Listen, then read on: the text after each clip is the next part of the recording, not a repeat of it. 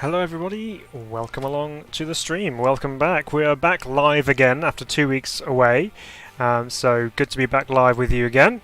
We are in RaceRoom again today, and we're going to take on round 2 of our Top 100 in Every Hot Lap Competition challenge. A bit of a mouthful, but it should be a bit of fun. So just kind of ease us back in gently, something a little bit relaxed, shall we say. Well, maybe, depending on how hard this might be, but hopefully it shouldn't be too difficult. So we're going to jump in, we're going to find what competitions we have available in RaceRoom at the moment, and we'll give each one a go and see how far up the leaderboard we can get. I'm hoping that we can reach the top 100 in every single challenge. That would be the dream. We've tried this before, it didn't quite work out, so hopefully this time we can do it. So let's jump into the sim itself and see what kind of competitions we have available to us. So here we go. Just get myself in here properly. Here we go.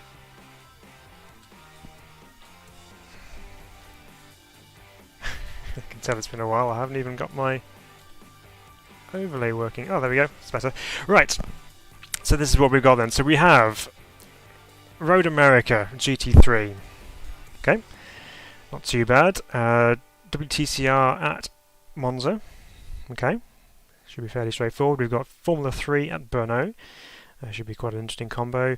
The Aquila at Oschersleben. It's a fixed out of one, so that's should be quite a competitive one. We've got the Classic Carrera Cup Porsche at the Salzburg Ring.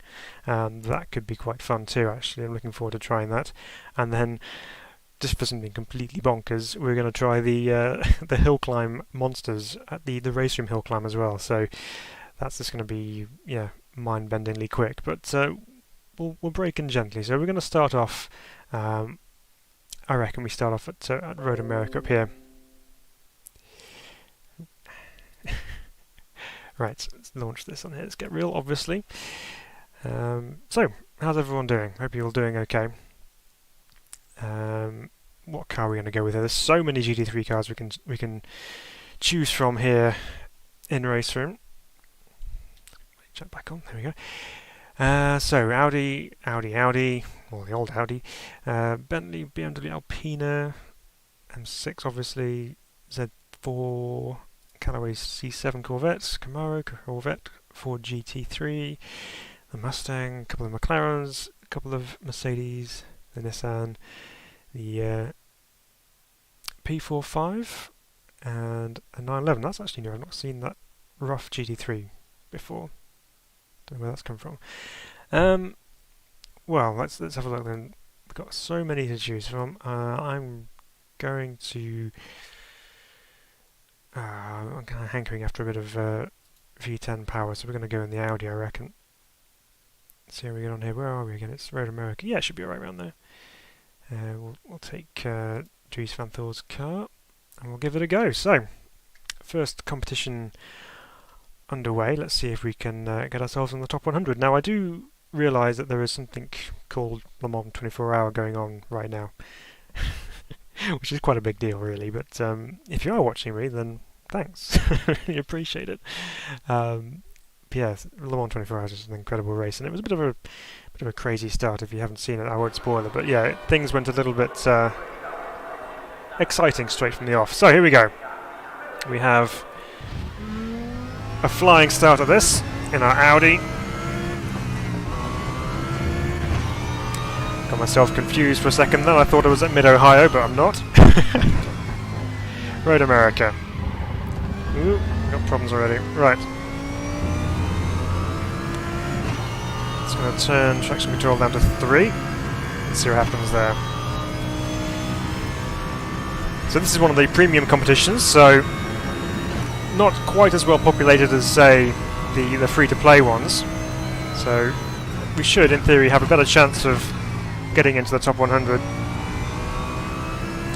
in here, just by nature of the numbers involved.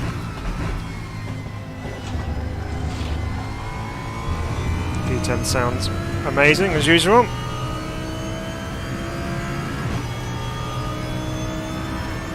Okay. Driven Road America quite a bit in iRacing using various machinery, GT3 included.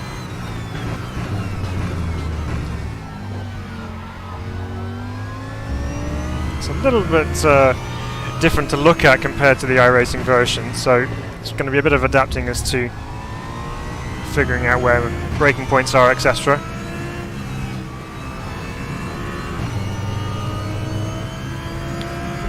So although we're aiming for top 100 in every competition, this is just a bit of a relax, it's a bit of fun, just to try and see what we can do and just try out the latest competition which are on RaceRoom.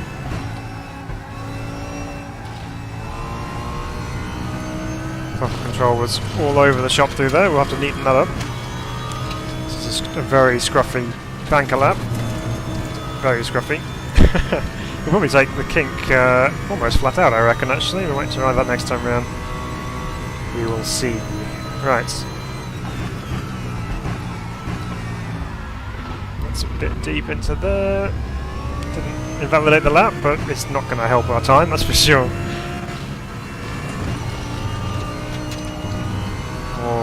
That corner's always near flat, but not quite in GT3 cars.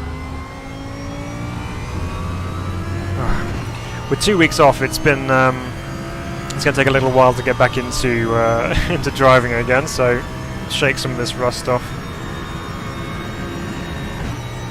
So straight off the bat, 445. Let's see if we can improve that. So much time on the table.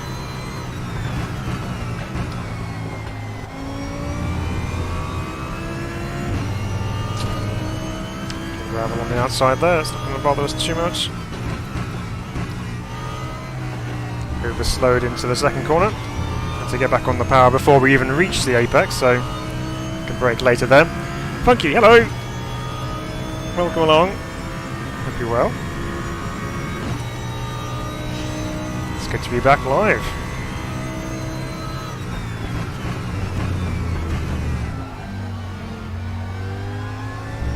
Might be able to get away with a little bit less traction control.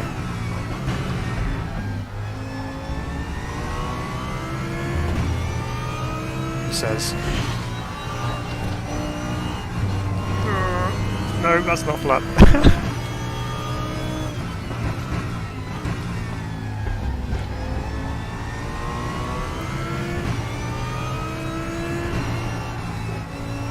So a big long carousel, a bit of patience through here this time. Need the power in gently. There's that grass, right. Flat out. Flat out. Okay. Better lap so far. We're nearly a second up on our time. Loads of time to be found here too.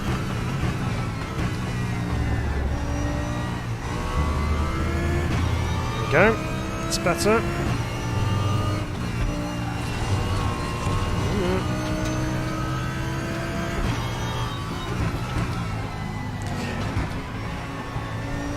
Ruined that because I'm so used to the kind of using a braking mark into there of where the track colour changes on the iRacing version, but there the track colour changes and you're instantly in the corner. So okay, 333. You're a bit sad. Why is that? The main monitor stopped working. Oh no! Nightmare. That's no good at all. Oh, lap time disallowed.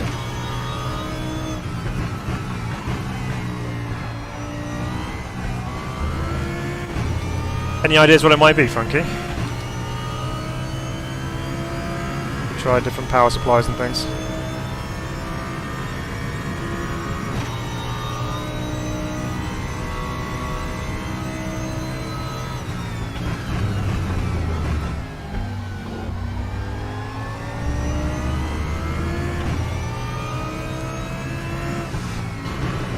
Okay, starting to get a little bit more of a feel for the GT3, although I do need to take more corner speed through there.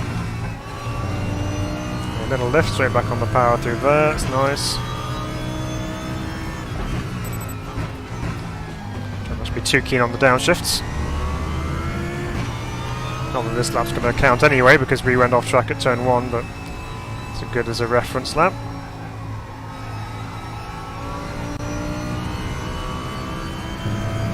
The exit of that corner comes up so quickly, you think you can put the power on much faster and earlier than you actually can, so Gotta really wait for the opportune moment to put the power down.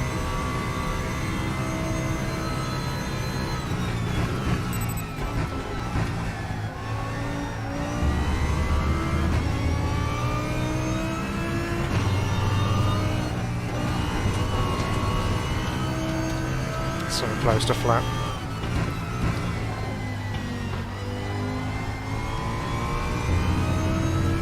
It's blinking, okay. Tried changing cables. It seems blinking is common when they fail. Ah, okay. Ah, a shame.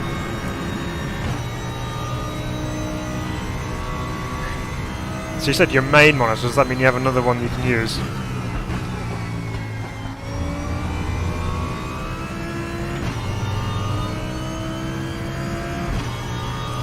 Did you fix your AMS2 Linux issue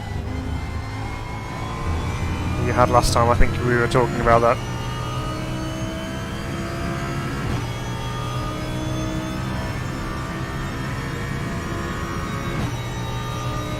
Well, still got some time to find here. Let's see if we can find some time from somewhere.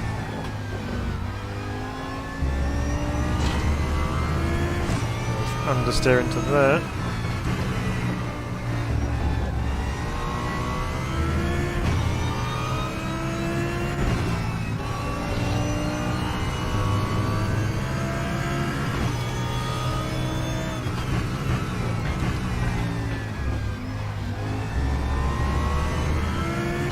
Somehow kept it in bounds.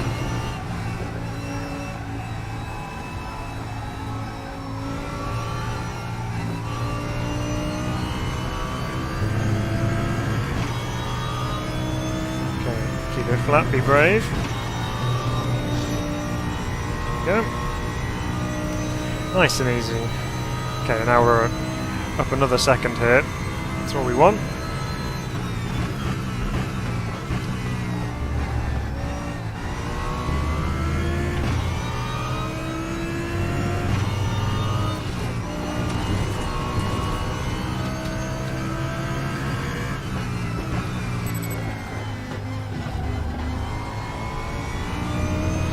Stabbing at the throttle a little bit there.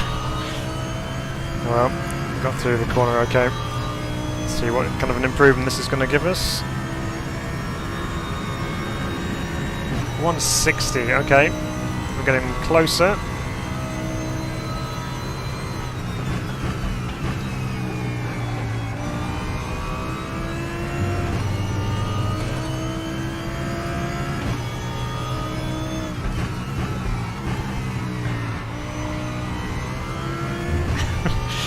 Sliding onto the back straight is not the quickest run. So you've got a second, but it's 19-inch 720p. Ah, okay, yeah.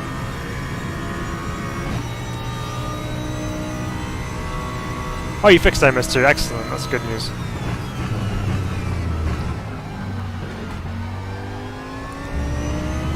At least you get to play that.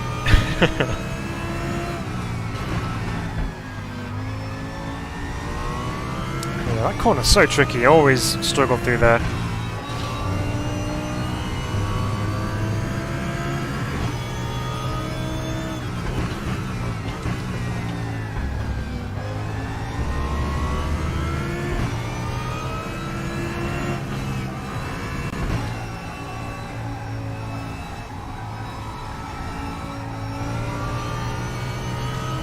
Go for your apex and your exit points. Good, right. Should be getting another split at some point. Oh no! Ah. Turned in too early, ran out of road on the exit. Silly mistake to make, never mind.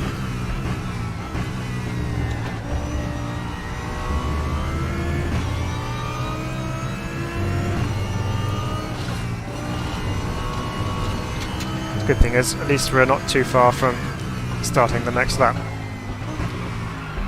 It says ruining the next lap start. Right, let's just check something a moment here. So we're not far off getting into the top 100. Okay, it is open set. Right, so let's see what we do real quick here to improve our situation. So let's quite a bit of downforce. I'm going to take that down a couple of clicks.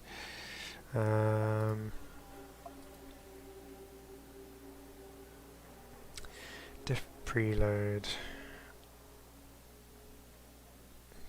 Unstable into and out of turns. Yeah, it's not particularly unstable. I'll turn that down a bit. Let's try that.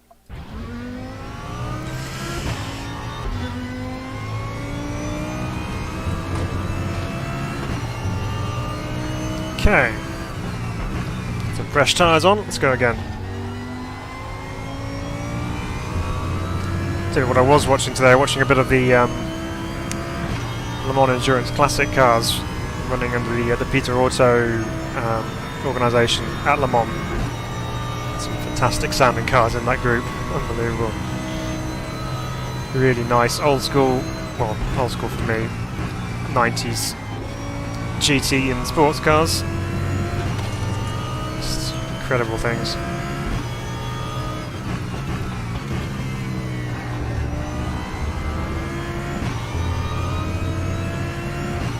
So we need to have a catch up about what's happened over the last 2 weeks. So I was away on holiday and scheduled a couple of videos to go out when we would normally be streaming. So first one that we released, thank you for watching them by the way, they're going really well, so glad you guys seem to be liking them. First one that was released was the look back at Live for Speed. Now, I used to play Live for Speed an awful lot back in the day. And I thought, well, let's give it a retry, let's revisit it and see what it's like. And to be honest, the results and how it drove just absolutely reinvigorated my my love for that title, and I've been doing a little bit more in it just recently. And it's really, really good. Have you guys tried that? Have you given it a go? I'd love to hear your thoughts as well, but yeah, it's just, yeah, so good and very accessible as well. This isn't going to be a good lap, we've been all over the place here, so we'll just get it round to the end and try again. But yeah, Live for Speed, superb.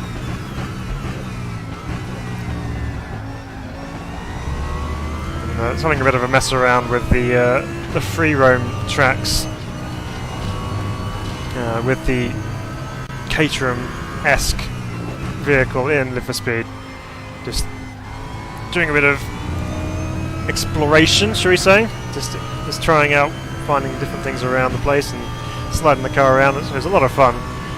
So there may well be a Gymkhana-y type cinematic video coming out at some point. I might get to work on that.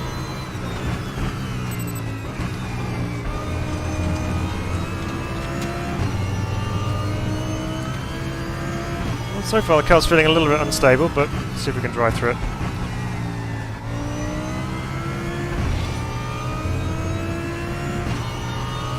Could just be my poor driving as well. Don't think we're going to be too far off the top 100 time. So we should be able to get within that, I would have thought.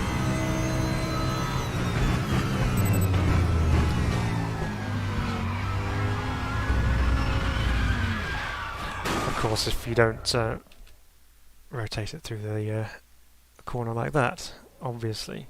I'm going to put my wing back because I like that. I like that downforce. Right, what else can we do then? So let's tighten up the front anti-roll, and we'll do the same on the rear just a little bit. We will stiffen the springs, and go from there.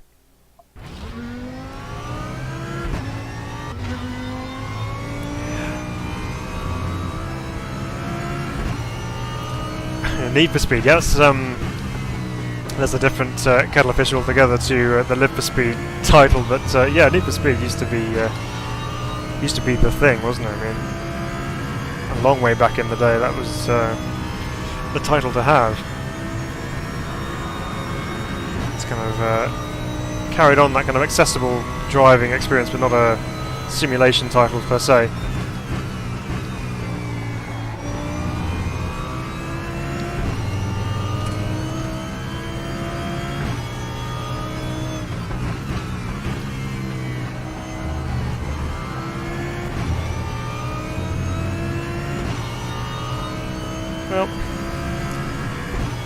probably picked one of the harder ones to start off with by the looks of things. It's, obviously GT3 is super popular, so it's always going to be well populated, the leaderboards.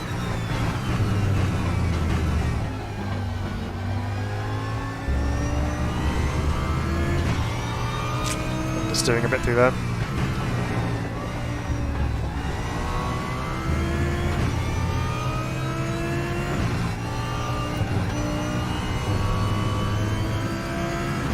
No, Need for Speed is definitely not a sim.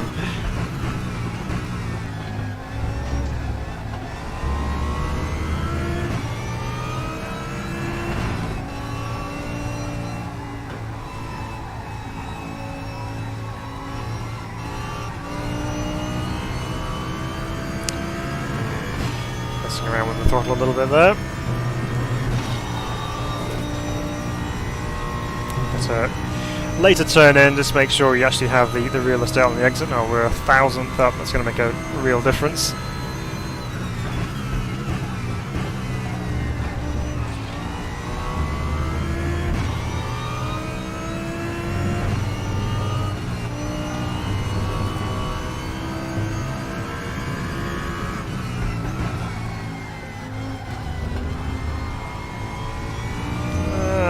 Shouldn't have been so stabby on the throttle then, we had a good run. But we'll see. See if there's any change on the old leaderboards. 152. Okay. Closer, but still not quite close enough.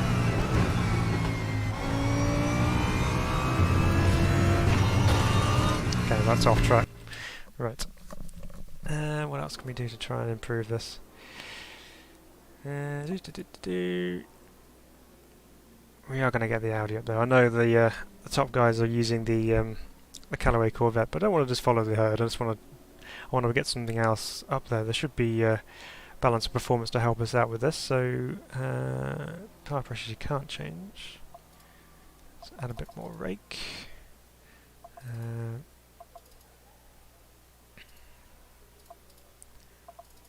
Soften those off a bit. And see what happens.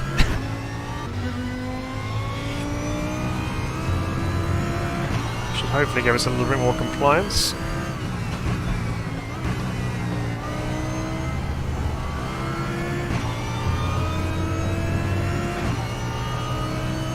Okay. And of course the other video that we put out while I was away was in RaceRoom. We had our 5 hidden gems, or 5 cars that you should try in RaceRoom. And some of you will be familiar with some of them because we have driven them on the channel before, but yeah, some of them like the Koenigsegg or the Carlson Hillclimb car. Really cool cars. And of course the NSU is always just going to be a good laugh, we know that for a fact. Okay, down to turn 3.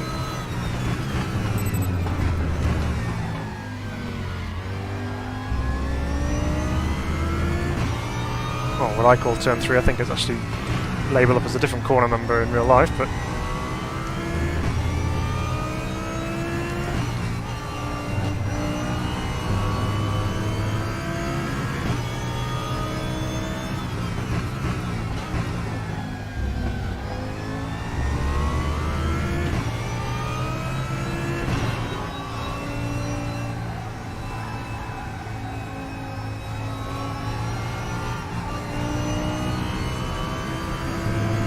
cleanest run through the carousel, I'll be honest. Oh, Phil. What are you lifting for? You know that's not lifting through there. Yeah, that's why we're 2 tons down. Oh well, try again.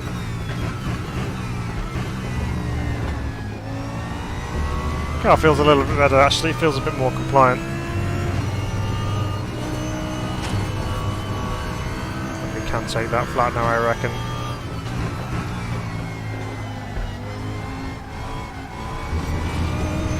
Understeer there actually. I might let's do something actually before we start that other lap. I'm gonna Put that front roll bar down again. See if we can get some mechanical grip that way. It's just understeering a little bit.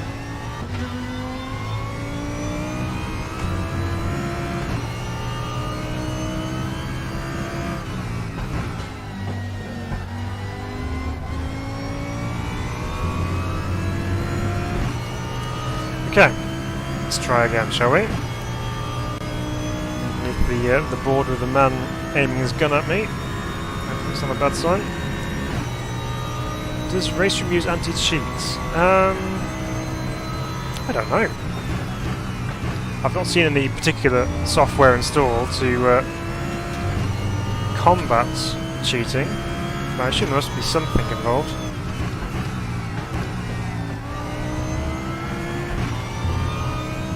Oh, that feels much better actually. Let's see if that's any better on the times. Yeah, I don't know whether it runs an anti-cheat software or not, but yeah, you could be forgiven for thinking that, you know, it's a little bit suspicious.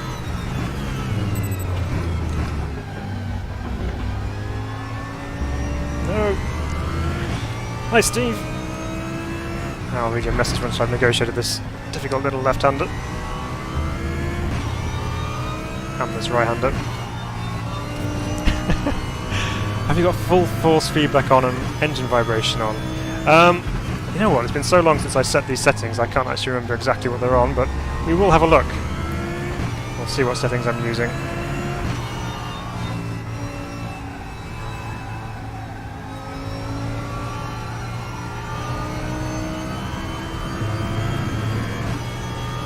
There we go, right, don't lift. See, you don't need to. Oh, 3/10 up, that's a helpful little margin. Let's see if we can finish this off.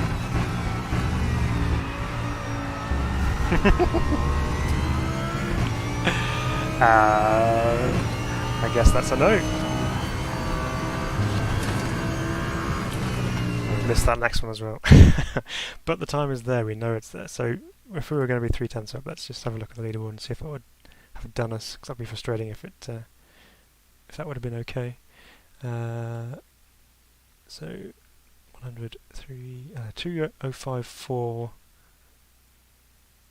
Okay, so we need about half a second. Okay, that's fine.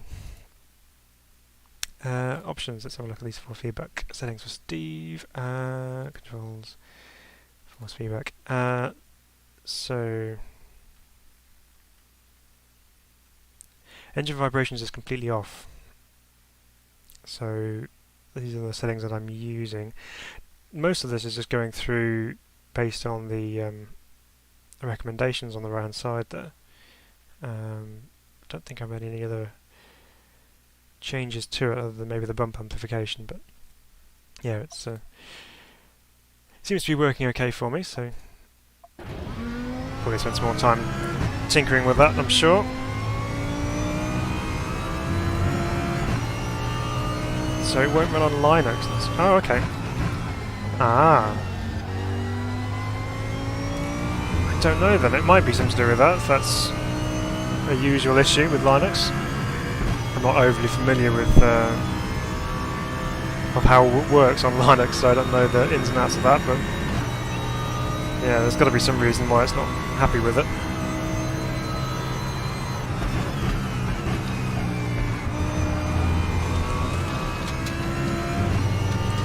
If in doubt, they'll throw it into turn 1.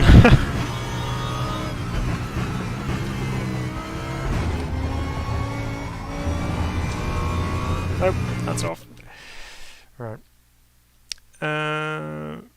Right, we're going to come back to this. We can do it, I reckon. We're going to come back to it. We're going to at least check something off our list, because otherwise we'd be spending the whole evening just trying to get into the top 100 in that particular competition. So let's jump into the next one and see if we have some more success. So TCR at Monza.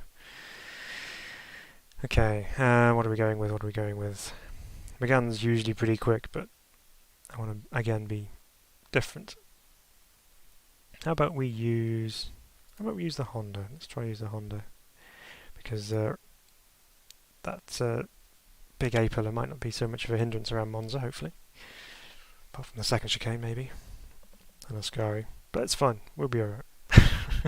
Use a Honda. See if we can get anywhere close. I've driven the TCR cars for a little while, actually, so straight out of the Audi and into a front-wheel drive car. What could possibly go wrong?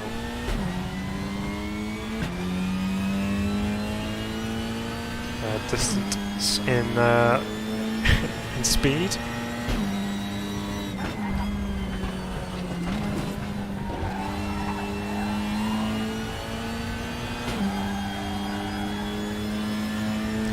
It's a great start. There's track limits, just so we know. We can't go on the outside of the parabolica. Now we have to run down the back straight again. You got to find these limits. You know, you can't just you can't just go in there and leave way too much on the table. You've got to find the limits and stay within them. He says, almost doing it again. Right, go on then, little Honda. Let's see what you can do.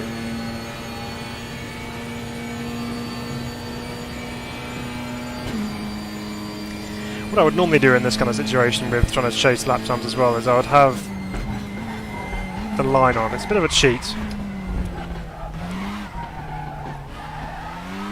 but it does help, especially if you're trying to beat your own time. It's a bit of a cheat if you're loading the top guy's timer and then copying his lap, but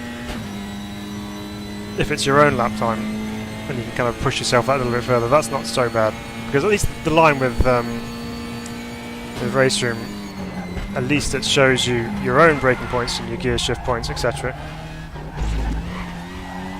So it's not like it's an ideal racing line where you just have, you know, it just doesn't work. It's actually the line you've driven, so we might have to resort to that if things don't go our way, though. Okay, so that's still inbounds there. It's good to know.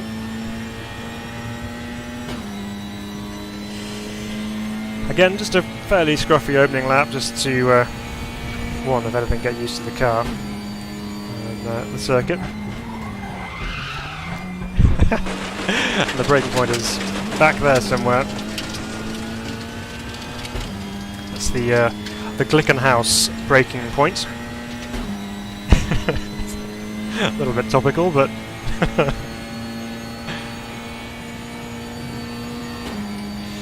okay.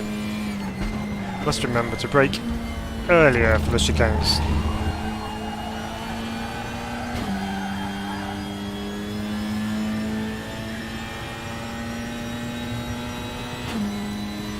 So if you're watching this thinking, you know, I'm going to watch him and try and improve my driving and how to go about setting a really fast hot lap, I'm sorry.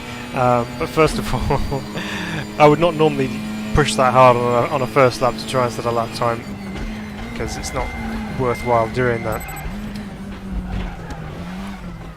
You just get yourself a time on the board and then slowly try and improve it. So, but because we're pressed for time, you just gotta go for it. You just gotta send. So that's what we're doing.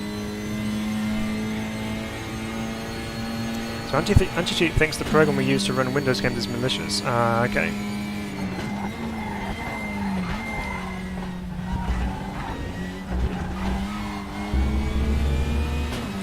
Yeah, so it just doesn't like it at all then.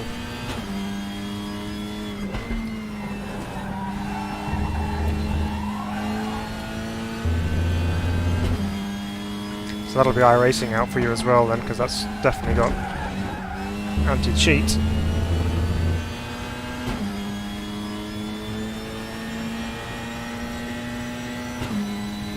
Right, this time, bring the braking point further towards you. Otherwise you'll be making sandcastles again.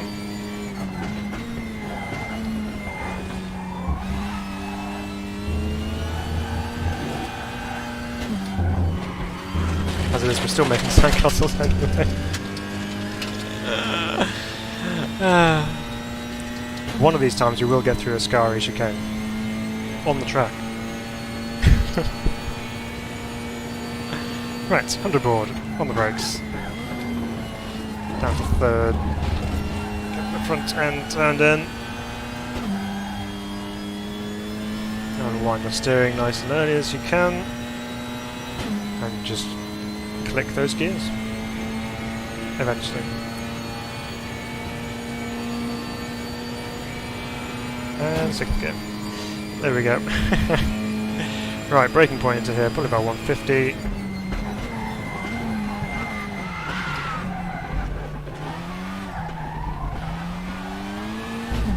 First chicane here, Monza's always so difficult to get right. Just trying to scrub off so much speed, and you just, even a little bit too late on the brakes, you just miss it by a long way. If you snatch a brake as well, then it's just game over. So you've got to be pretty accurate into there.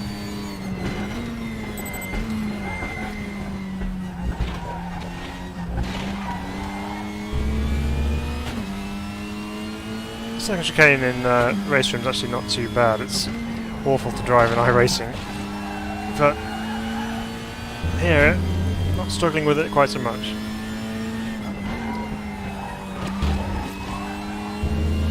Okay. Right, the Nemesis corner, a scary chicane. But at least we got around the first bit last time, and I just need to do the last bit. So let's try that again.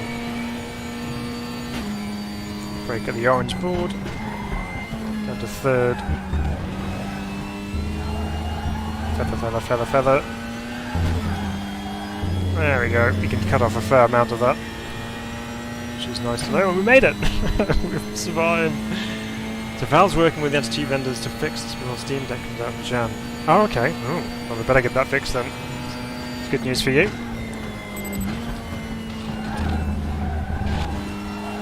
That curve really does pull you around there. You got to hook a wheel on that, and that will really help.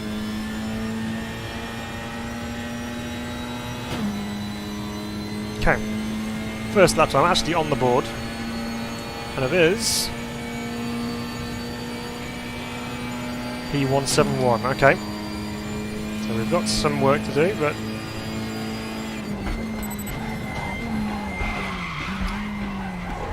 braking point is further back. So we'll restart that.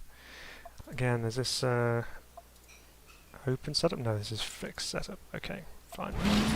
No excuses then.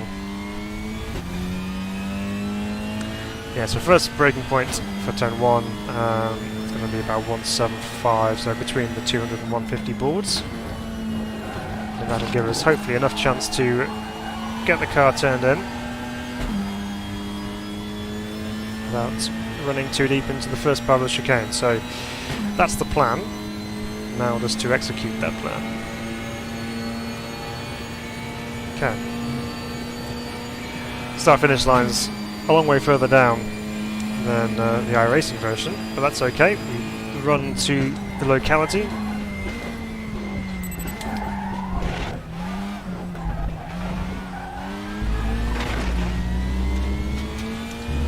Already nearly 2 tenths down there. Good that we have the delta on, that does help.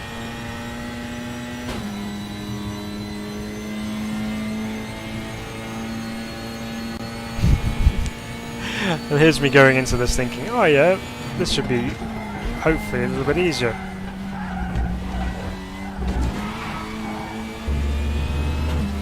Okay, we made some time back through there, which is nice. We can carry that through now to the end.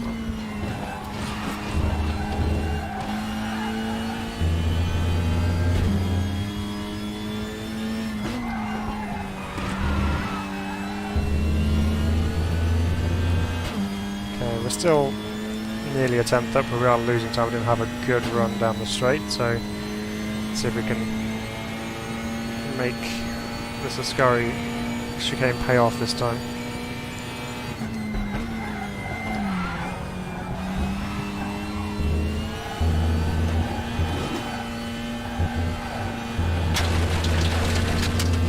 No. Is the answer to that.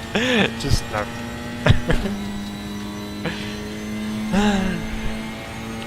Why do we do this? Why do we set these challenges for ourselves, you know? Go into it thinking it's all possible.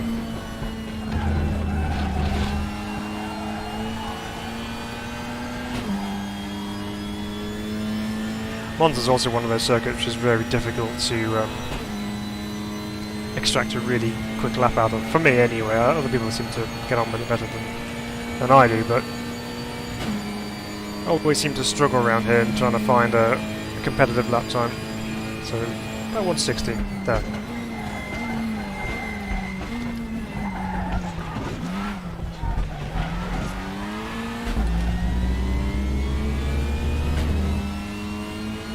Okay, so we're up out of the first chicane, marginally. We know we can be quicker through the second chicane, so let's try and make that happen.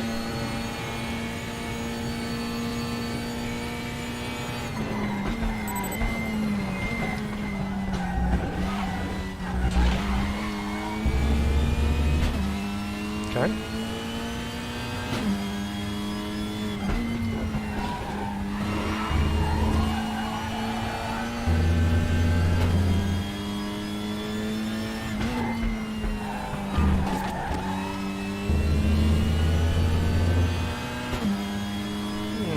Okay, so we're doing alright.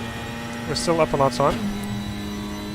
Have I tried the new 1974 RSR and MS2? I have. Yes, we did a stream on it probably 3 weeks ago now.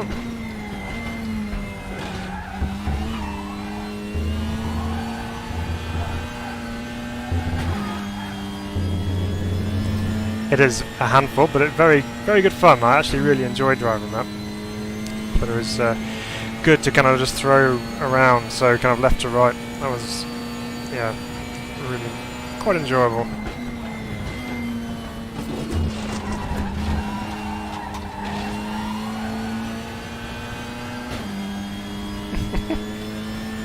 How to throw away a 3/10 advantage on your lap time. Well.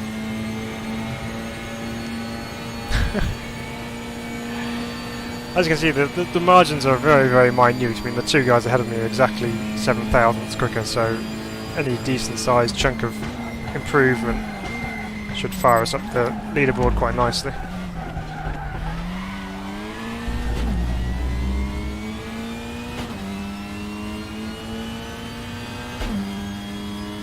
Just need to get the last bit in order, really, and then we should be good. Yeah, that 911 RSR is, yeah, good fun.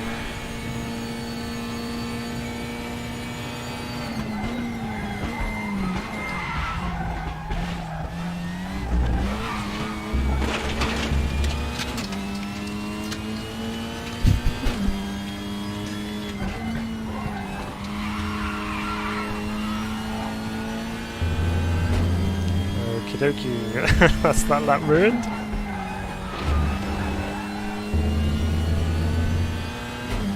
We had a better run out of Lesmo too, so hopefully we can carry that all the way down the straight and claw back our 100th advantage maybe. There we go. Ooh, bit of green on the delta, that's what we like to see.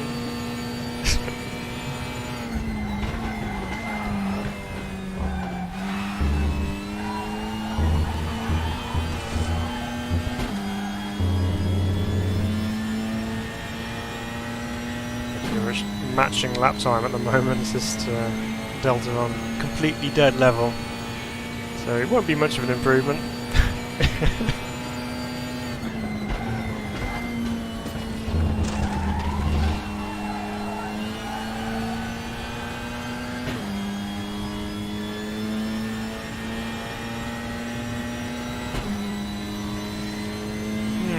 Well, so far it's 0 out of 0. Oh, 0 out of 2, should I say.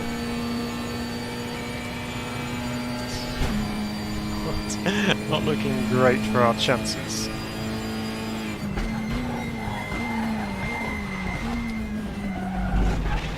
And there's a hand cut. Right, let's change car because the Honda is clearly not doing it for us. Let's try launch that event. Go get real, and we'll try.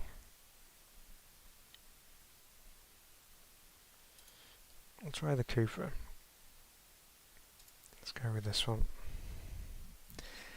Probably won't make much of a difference, but you know, gotta do these things sometimes just to try.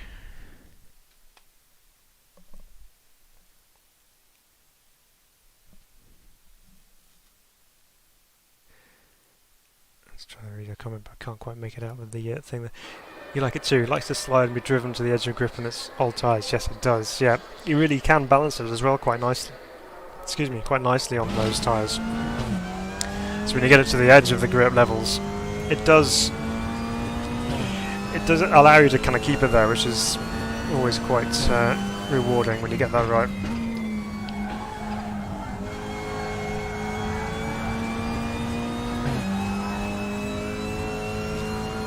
Okay, new car, same challenge, probably the same problems. But we should be positive, we should push on, and we will continue to try and break this 100. See what we can do.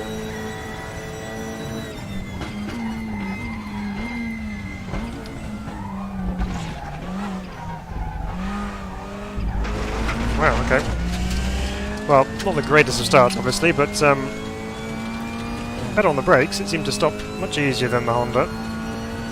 It's also a little bit stiffer sprung, probably because it's a shorter wheelbase as well, and it tends to hop up over those curbs a little bit, so we'll have to be wary of that.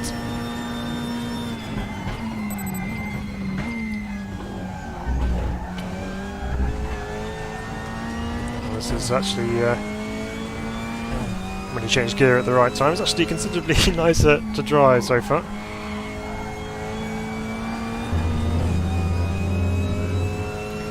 Right. Obviously there's the Cooper Championship, which is going on in RaceRoom at the moment. And, it's producing some good racing, so the Cooper's been developed quite substantially by RaceRoom, really. They've done quite a lot of work with it.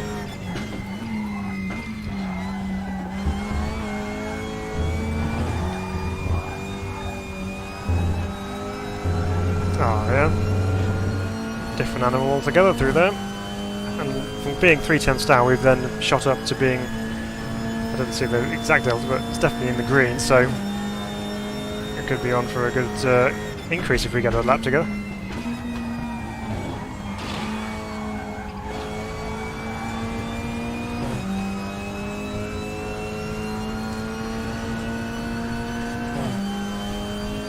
Can't beat them, join them, I suppose. Just go in the faster cars, you might have a chance. So, here we go.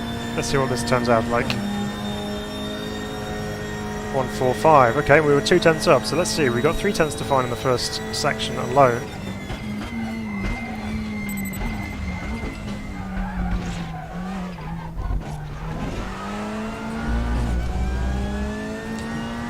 So there's 3/10 right there. So. The second chicane wasn't brilliant either, so we can improve there as well. So that's 4/10 up over the first corner.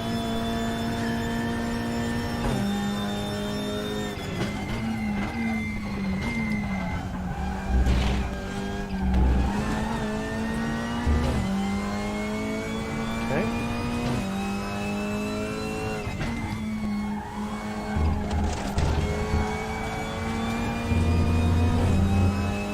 Cars just feel so much quicker.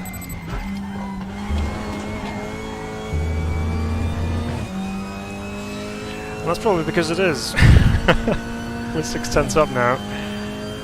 Don't know whether that's just on my best lap in the car or whether that's overall. I think it's overall.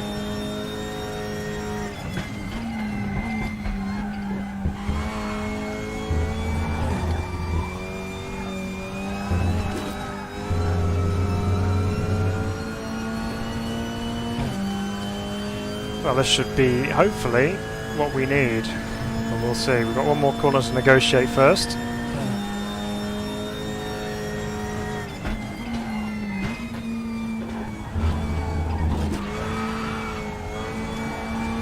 And that's why you don't celebrate too soon, because it's very easy for me to do that kind of thing.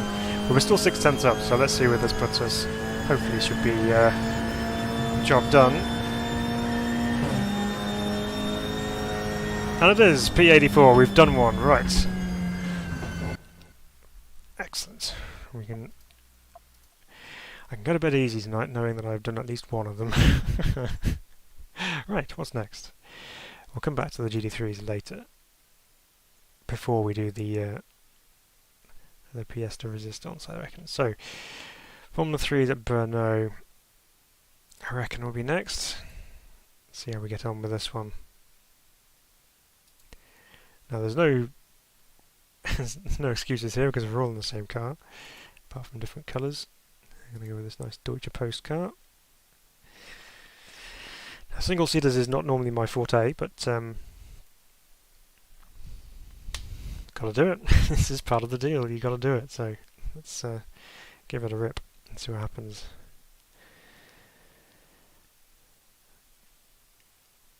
It's tempted to do some ranked races again tonight, but thought, well, we'll do round 2 of our hot lap challenge and just ease ourselves back in gently rather than ruining someone else's evening. So here we go. Brno. Lots of blind crests, uphills, downhills, high-speed corners for a downforce car like this. Hi Troy. I think the WTC cars are underrated in this game. They are really good. They are really good. Yes, you're right. They drive really nicely. Definitely, in my opinion, the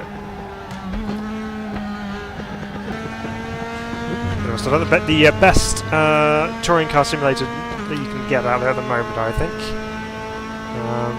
Feels really, really good to me. Oops, sausage curbs, avoid those.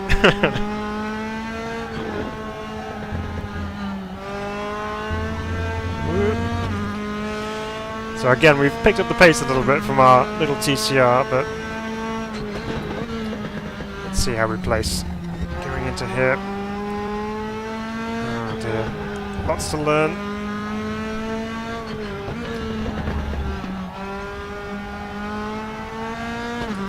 Bit of a banker lap on the go, as long as we can keep it on the black stuff, or the grey stuff in this case. Whoop. Careful with the old throttle through there. It was quite happy to step out. I did feel it go, so that's encouraging. At least we know when things like that are going to happen.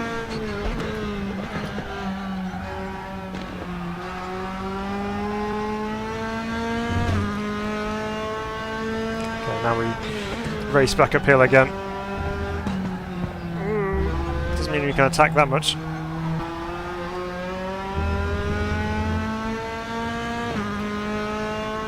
Okay, one more corner to go. Oh, say one more corner, one more combination of corners.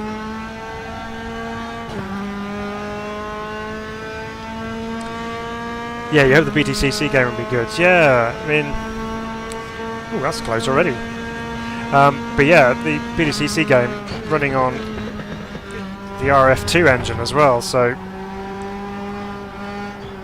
high hopes for that, and for the IndyCar game as well. Have you seen the IndyCar game that's been announced? That should be quite good as well. But I do know, I can't remember whether it's this one or the next iteration of the NASCAR games is going to be running the R-Factor 2 engine,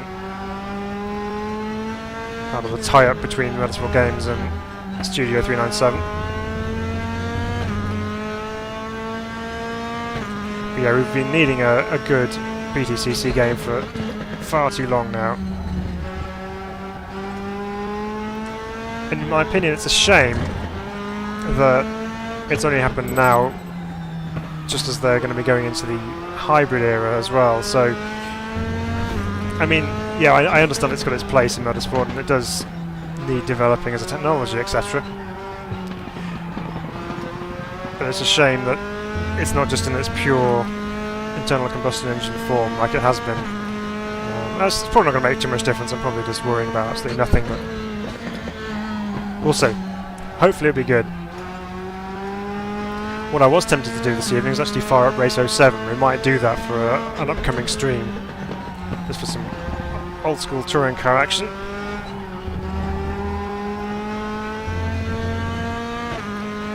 Not seeing anything on the deltas on this one, so we'll have to just see how things go when we cross the line.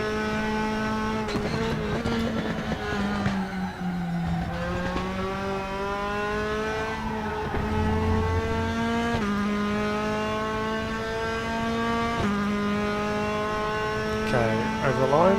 There we go. Well, that was easy, we should have started there. P83, one better than the last one, but we're into the top 100, so that's F3 at Brno.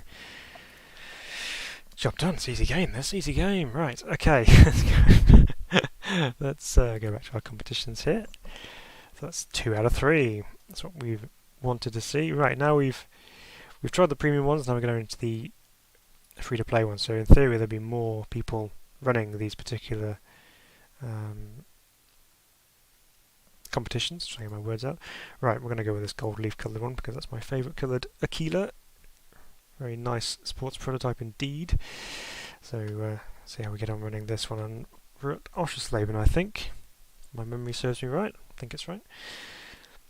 Yeah, the RF2 engine is a solid engine. Yeah, I mean, I know it's got its issues in rFactor 2 itself in terms of, for me, the UI, it's alright to use, you're just going to get used to it, but it's very slow and quite clunky, and it doesn't run particularly nicely. I mean, I've got a lot of sims on here, and they run, in general, pretty well. But rFactor 2 just seems to be a little bit, I don't know, hungry on something, which I'm lacking, obviously, because it's not producing the performance you'd need it to. But the actual the physics engine and the force feedback you get through it, yeah, you can't fault it. Best PDCC game before was the Toka series. Yeah, back in Toka 2 days, that was always fun. And the Race 07 title and all the subsequent add-ons for it did a good job doing the World Touring cars, which was pretty big at the time. So I enjoyed using those, especially creating the track guides for them, the official track guides. So my finest hour in terms of sim racing, we're on the motorcycle circuit, which is my favourite version of Oschersleben because it doesn't have that horrible tight first corner. It's a bit more of a flow to it. Still going to change gear though. I like the Oschersleben circuit. It's one of my favourites actually. It was definitely one of my favourites on Race 07. The touring cars used to go quite well around here. With this sequence of corners here, you kind of let the car flow through there and then hard on the brakes into the hairpin, get it tucked in. And this next chicane, once you get the power down, is going to be quite interesting with this high-powered car. Flick it through there. And then onto the back straight. Got to maximise our run though. We did this time round, but we're learning. A bit of a breath down here. 100 board on the left. Hard on the brakes as we take this right-hander and then drop downhill ever so slightly through. Reasonably quick left-right sequence. Back over to the left-hand side again, and then this fast right-hander. Not that fast. Which then leads into this slow final corner, which I then messed up because I ran off track. So we'll restart that. We've got our sighting lap out of the way with. Now we're going to go for a proper lap.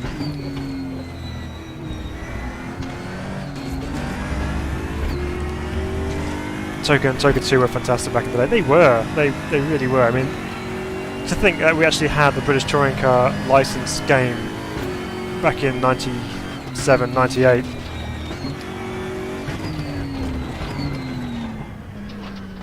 When when I could drive.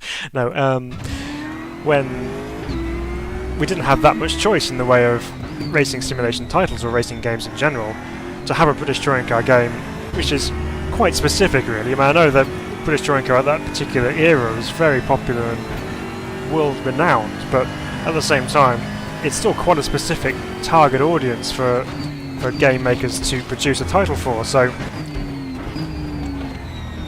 to have it available then was quite special, and it's just a shame that it's not reappeared until I think 22, the next one's out.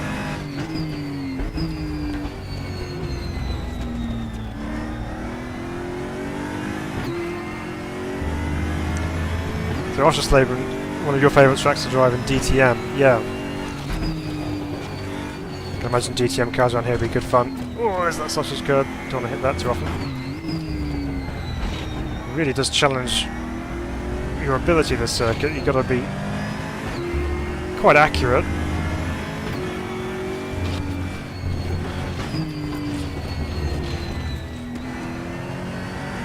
definitely take much more speed through there. It's fine. We'll just keep learning. It's a shame how they ruined Turn 1. I was gutted when they did that, because that tight version just really doesn't help it. And it's really kind of artificial, because it's just a tyre bundle, essentially, and a additional curb. I'll focus.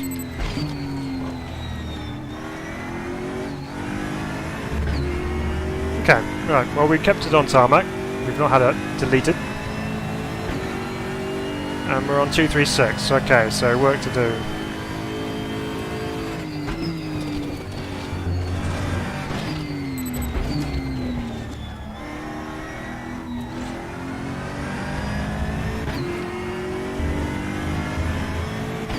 Got a reasonable first section.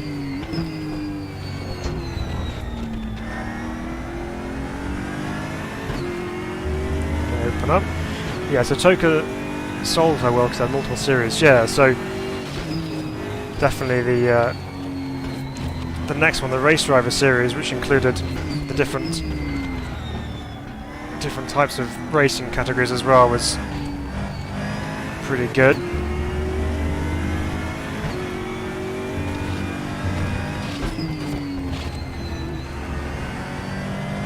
It's better through there that time. But yeah, I mean, with that one, they had the story mode where you can kind of go through and choose which series you wanted to go into.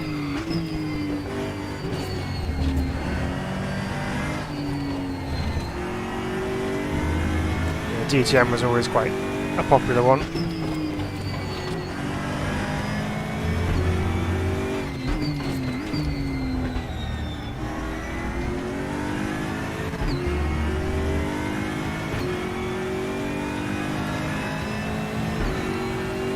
Okay, oh, there we go. P71. It's our best result so far.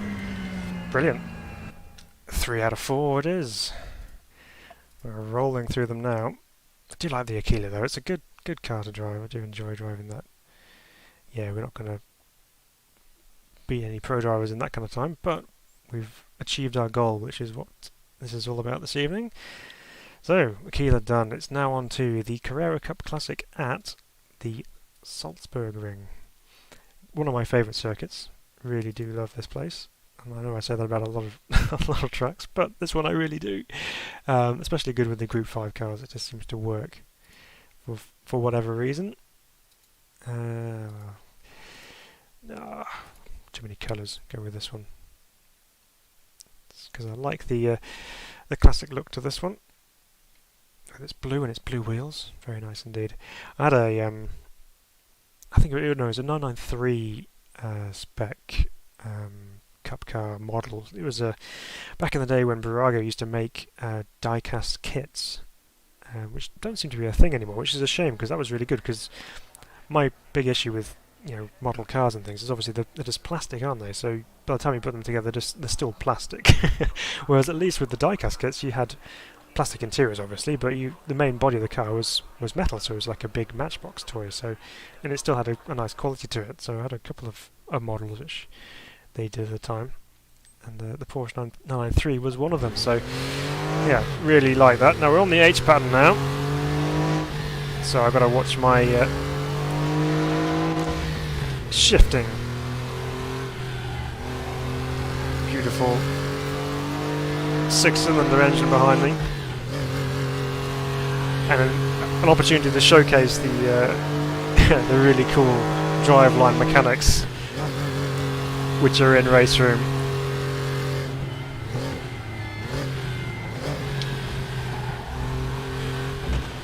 Oh, big hit on the curb.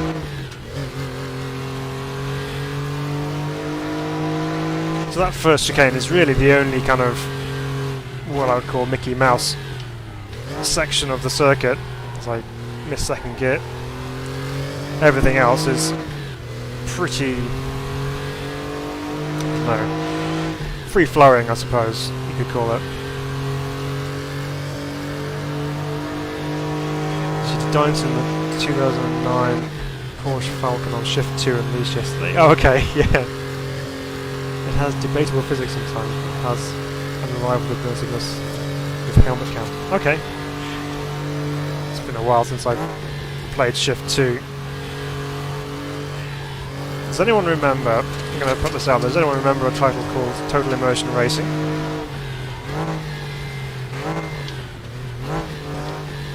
Second gear again, playing with me. But Total Immersion Racing was something that I really enjoyed actually back in the day. It was particularly unique because it claimed to have reactive and learning AI. So if you slam into something, that'll affect its the AI's temperament towards you. So it was more likely to come back and run into you at some point.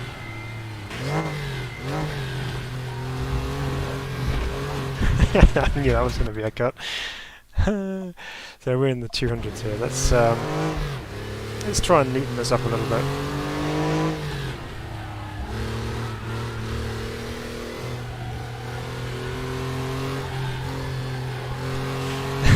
No, it wasn't a particularly popular title, I don't think. But it had some really cool cars in it. It had a Noble M400. It had what did it have? BMW V12 Le Mans car. And the Bentley as well, I think I seem to remember. And that's another cut. There's going to be a bit of that. Stuart, welcome along. You think you rented it? Oh, okay. That's cool. I'm pretty sure I think I have the CD for it somewhere. Not that I can use CDs because my PC doesn't actually have a CD drive, but yeah. It was groundbreaking when it first came out. But it wasn't too bad, to be fair. It was fun. It was fun.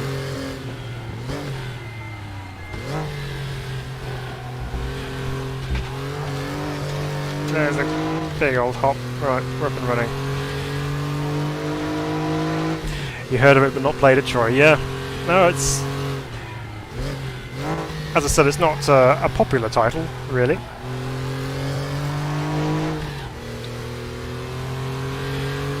But fun nonetheless. There we go, 6/10 up. That's good. That's what we want. This car's quite unique to drive. It feels pretty heavy, really. I mean, not in the steering way of things, because obviously the engine's at the back, so not much weight over the steering wheel. Makes for a fairly light steering feel, but the pendulum effect is a real thing with this car. It tends to swing out quite slowly at the back, but once it does go, it's quite tricky to bring back again. Even one-handed, trying to change gears through the corner. I'll have to leave it in third to this final section. Too greedy on the throttle coming out of there, that's okay. Okay, 162, that's a little bit more achievable now. And there's more time to find as well.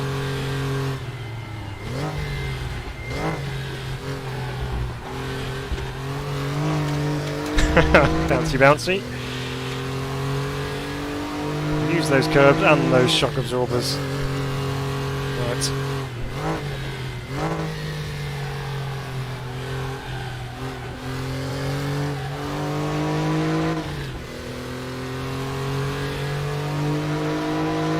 Do you think they were psychologically manipulating you with the AI stuff?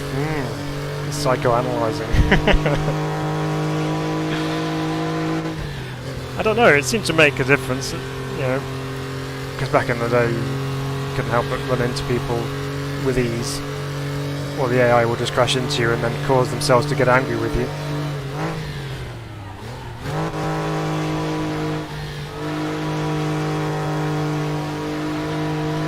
Got away with grabbing fourth gear there. And that one's gone. Shame. Right, how far off are we? I want to know how much I've got to find around here. It's probably going to be enormous. So what are we on? We're on a 33.03. We need to get to Okay, we've got to find 6/10 then. Right. Let's see. Okay, so it is open set, so that's something, I suppose. Not that there's a great deal you can change. Very limited indeed. Right. What am I missing? We're missing something on the... Maybe it's quite soft, but also quite bouncy, so I wonder if we can... We can't really do anything in terms of spring rates at all, so anti-robo is literally going to be it, and this is one click on the rear. Let's try that. Camber, it's pretty much maxed. Okay, well, we'll just run that. Did I ever play Gran Turismo 4?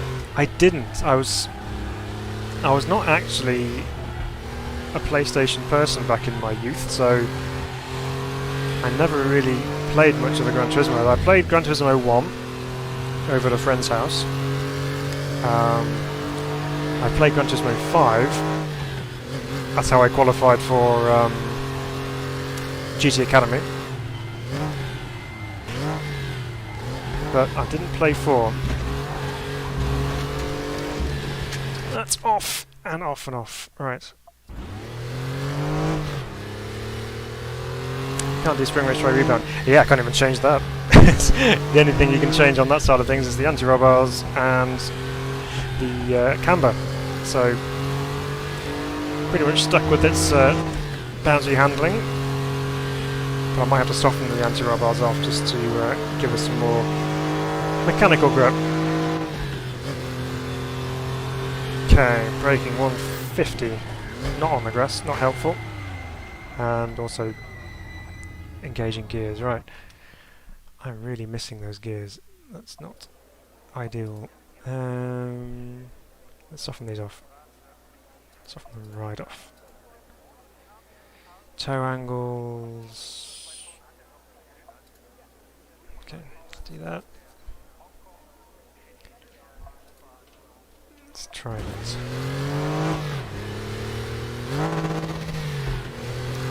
Engage gear always helps, right.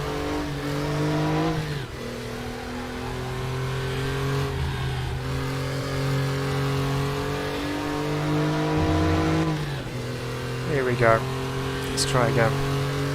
But this is one of my favourite circuits because not only has it got a really nice flow to it, but it's also really picturesque as well. I love the mountain in the background, and it's such a cool looking place.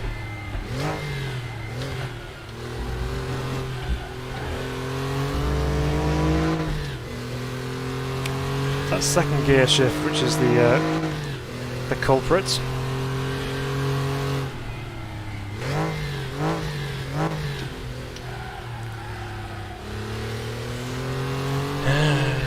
Alright, let's try that again. Well, I might have to resort back to paddles if I can't get this right. I don't want to do that. I really don't want to do that. It'll ruin the driving experience of checking this Porsche around.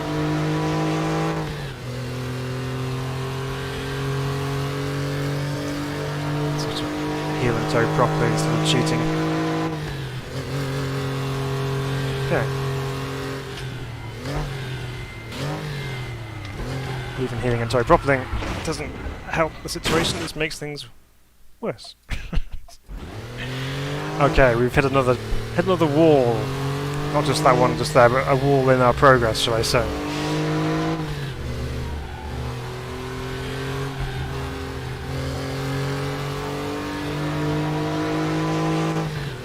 Just have to live with it and hope we get all the shifts right. And put together that perfect lap for us.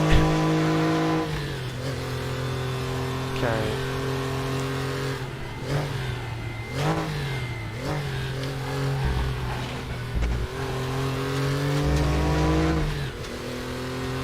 We'll just have a couple of goes at trying to get second gear in.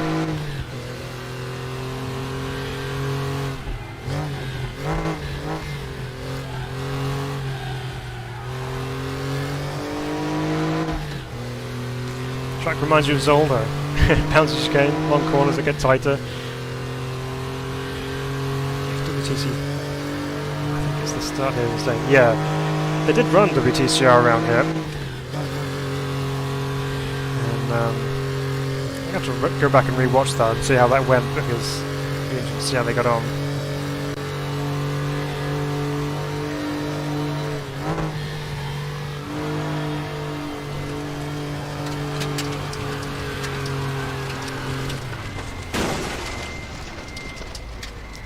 Not the quickest way around that corner. I'm going to put that out there. Yeah, a restart button could be a good idea, Neon 61. Yes, you're quite right. I'm getting used to using that escape button. And welcome along, by the way. Good to have you with us.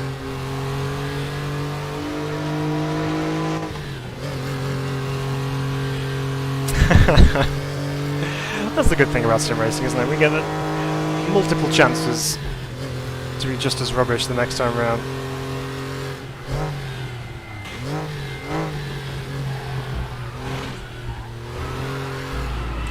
Okay, I'm not entirely convinced that going softer is the way, actually. I might just put that back in terms of anti-roll bar to where it's supposed to be, which is there. And we're just gonna have to live with it, I think. Engine braking. Increases value if the car becomes unstable when lifting off the power. What happens if it's just unstable in general? Let's turn it up. See what happens. It's the worst thing.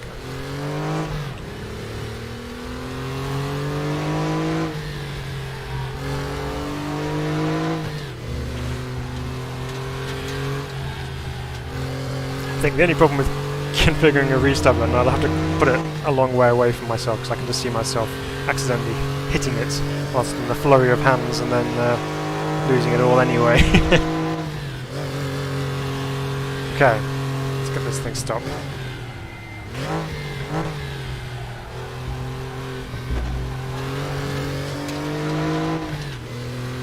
Okay, not too bad. Launched it off the curves, but... So this is the Salzburg ring.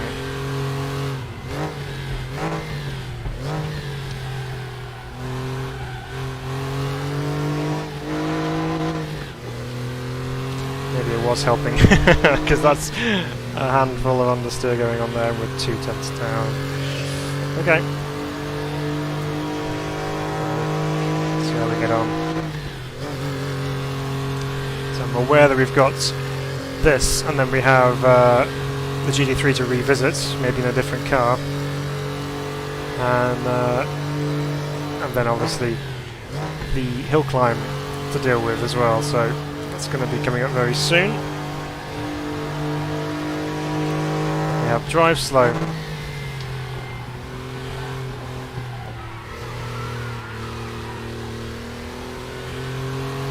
Even a third through here. Oh, Phil. That's not good. Right, let's take back what I just said about anti-roll bars. We will put them back.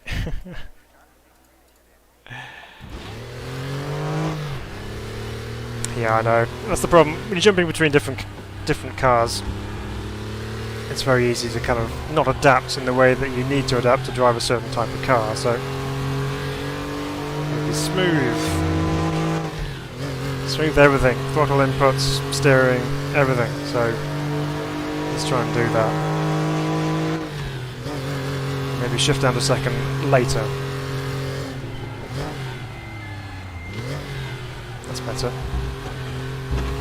That's a cut. Right, let's take Neon 61's advice here. Let's go key bindings. And see if there's a restart button. Don't know if there is, is there? Is there?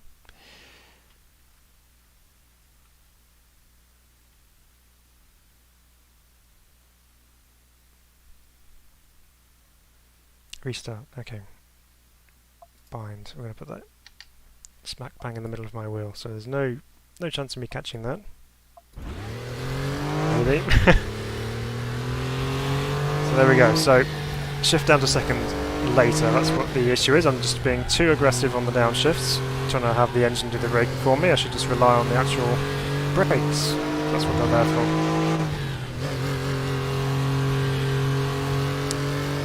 Right. Good 6/10 to find from somewhere.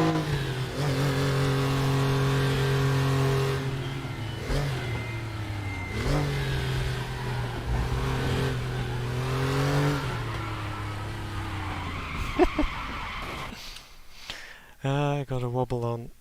Oh, I'm doing that fast. Force of habit now, you see, I'm going to be able to get out of that.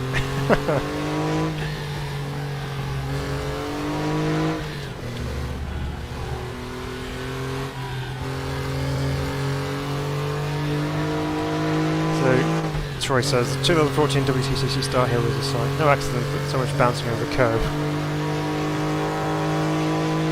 Oh yeah, one of those missing the flag because they driving too slowly thing.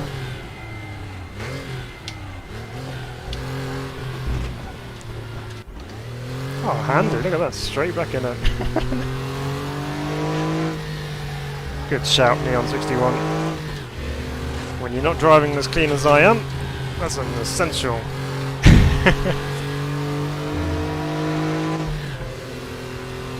Yeah, the chance should be top 100 with standard setup, yeah, you're right. I haven't changed many of them, to be fair. It is possible, I'm sure it is, yeah, with a bit of time.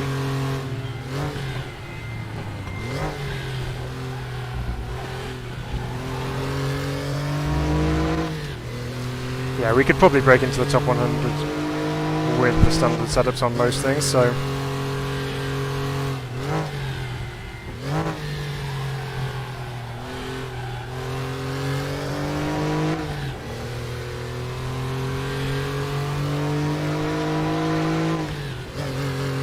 Oh, we're 1,000th up, that's going to help our cause.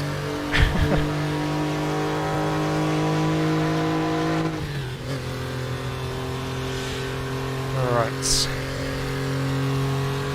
Let's try and get this next fast right-hander as smooth as possible here now.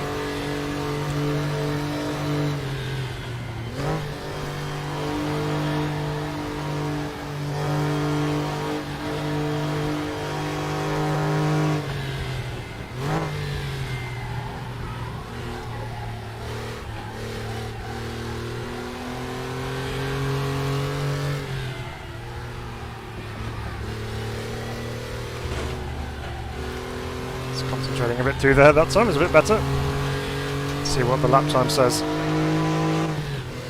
Yeah, the mapping restart was a good idea. It was! It was a smashing idea. Oh, that's 5/10. Oh! Oh, brilliant. Slow to go fast. Get into hyperactive mode. Click, click, click, click, click. Right. Close that off. Right. That's that one done. So, now we're going to go revisit the GT3s and see if we can get that done. And then it's the probably the toughest challenge, actually, I would say. We've saved to last. Purely because of a reaction time basis. So let's go here, let's go get real mode. It is fixed up the Hillclimb, so that should help us. So no cheating going on there. Come on, get real, thank you. Right, so we went with the Audi. But I think I might change that up for something else. So what are we going to go with here?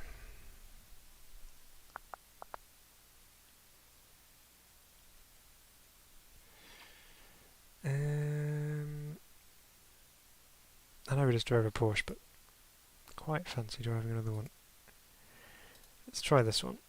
Go in the Rover Motor Oil liveried version. Let's see how we get on with this.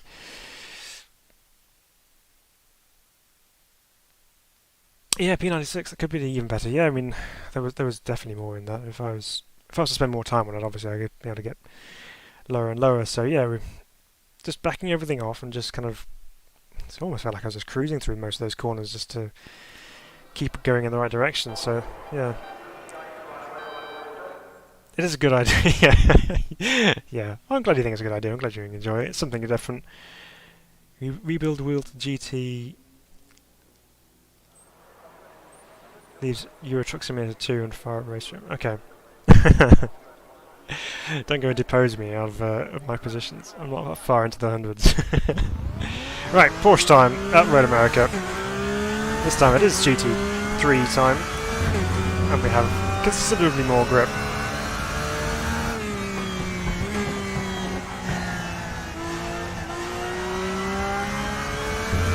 Really nice sound. Here we go. So 205.965 to beat. Let's see what the Porsche can do over the Audi. Brake into turn 1.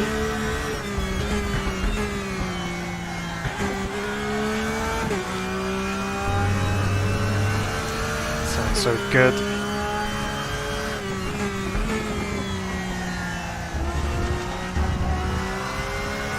Yeah, in truth, I probably shouldn't have started with GT3. That probably ruined me for the rest of the evening. Let's turn traction control down a little bit just so we don't have that kicking in when we don't really want it to be.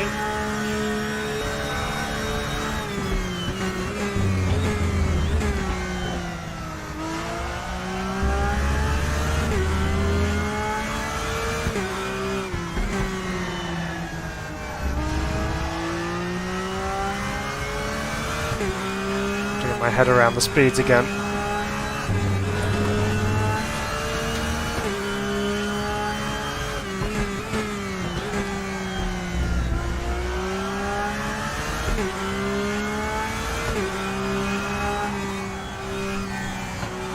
Feels like there's a bit more bite on the front end in the 911 compared to the Audi.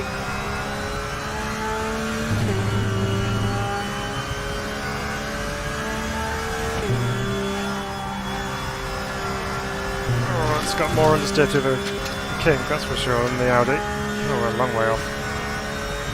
Okay.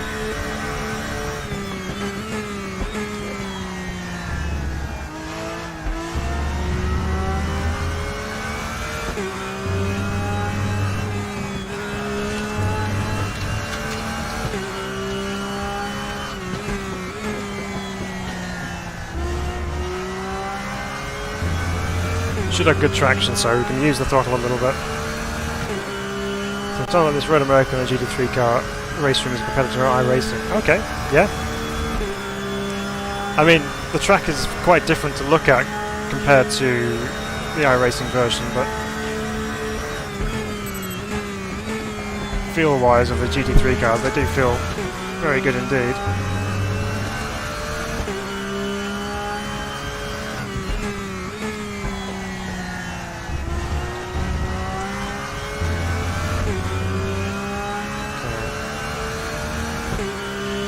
So we're a tenth down, but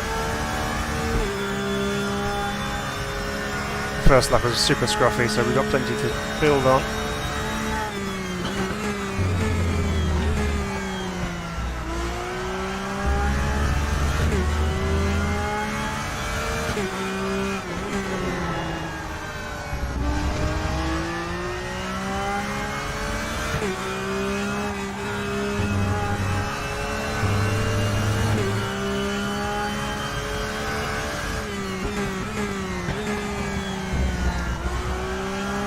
I do like the Road America circuit though.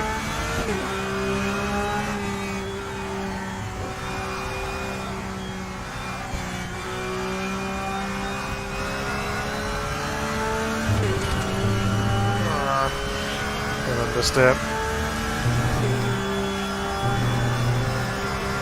Okay, better. Still think we're a long way off here, 8/10 off.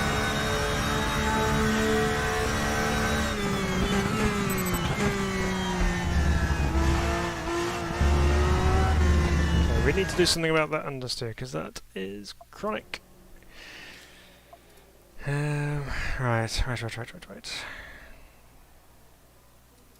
going to take a bit of a wing off because it's quite high. It's pushing on, so let's try that. Let's try that first. Actually, we'll just leave everything else as it is. See if that makes the difference we need. There we go, rotating into turn 1 far too much and ending up going in backwards.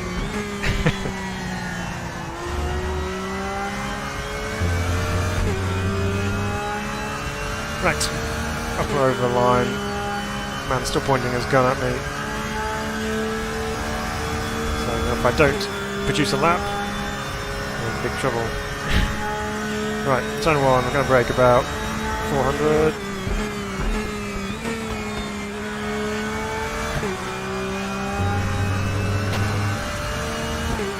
Bit more racy into there that time.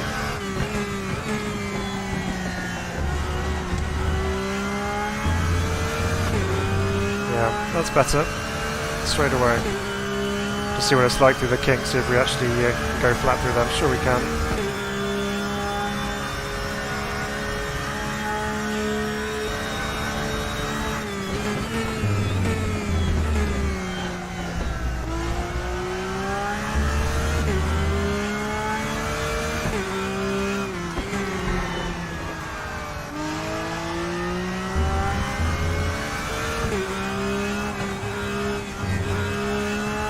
Now we're feeling like a race car.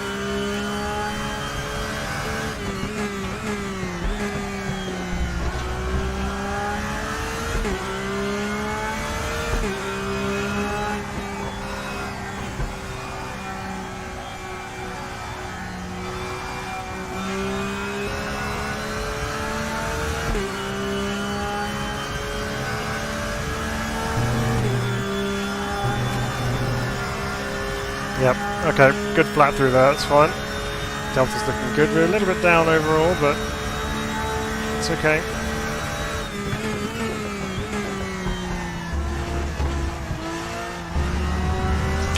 Stab, stab, stab.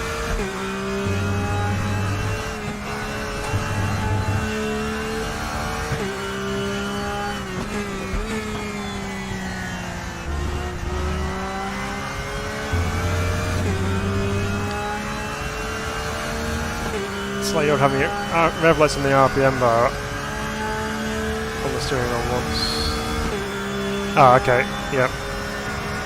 Yes, we're 4/10 down.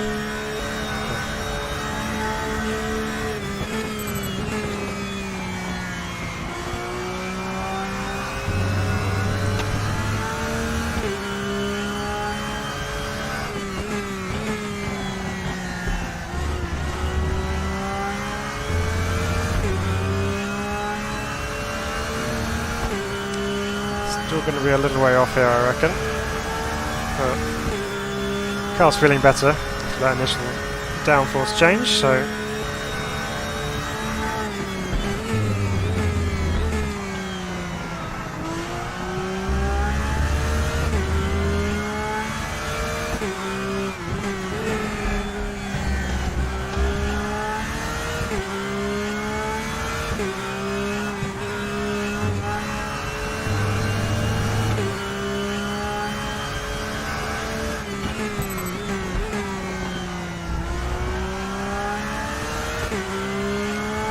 still hovering in the green on the Delta, so positive.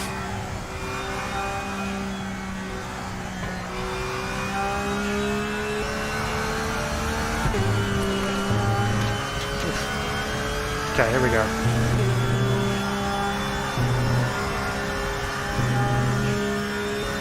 Yeah, the front end is a lot sharper now, it does go in much nicer.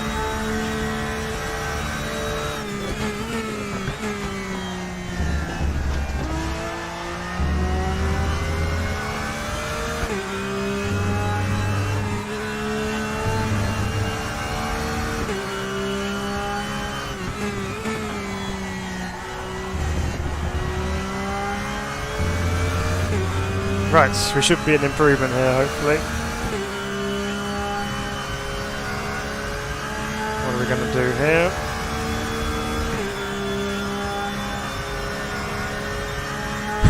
You're kidding. 5,000 slower, right.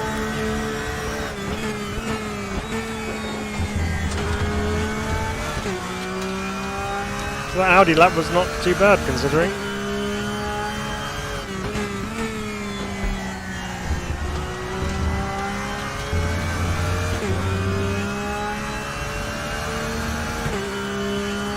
So where can we gain time then? We've got time to find, I don't know, somewhere in the last part of the lap maybe.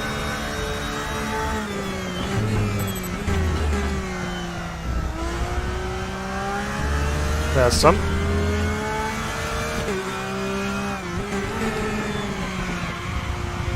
No, that's too late on the brakes.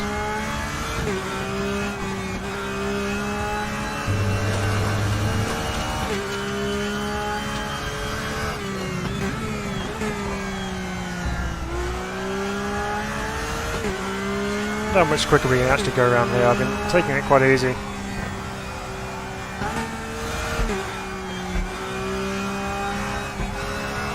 So I don't want to use too much more throttle because you just end up being on the left hand side over there, so you don't really gain anything from being more aggressive through the carousel. So you just got to be patient and wait.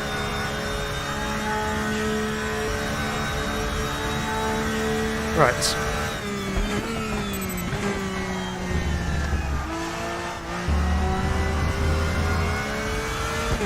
Again, trying to get on the power too early, which is ruining laps. It's like that. Alright, okay. Well, we can do more with this to try and improve that, so let's take a little bit more wing off. Let's see.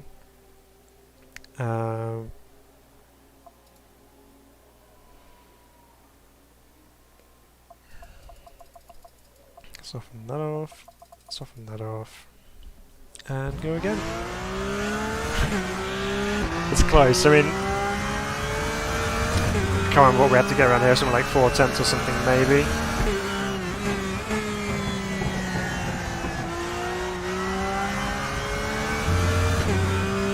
So the fastest Porsche on the leaderboard is 2:05.1. Yeah, so just got to find a good second. Yeah, we can try. We'll give it a go. They're probably running really low wing too.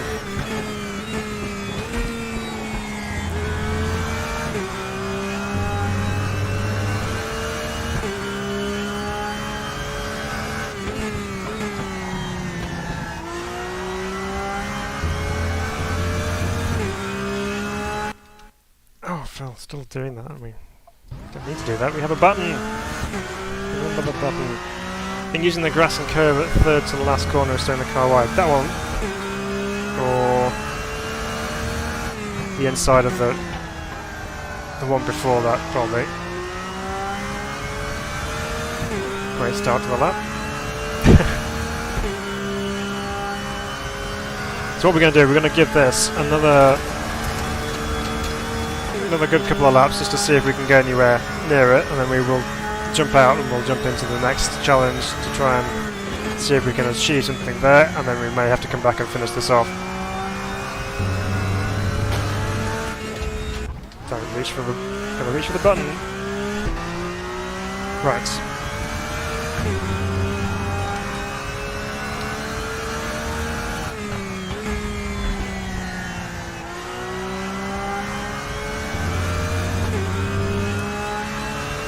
I need to get out of the habit of just slamming the throttle on, because it's so easy to do that sometimes when you've got so much power and so much grip and downforce. It's just, you can do it, but it does upset the car.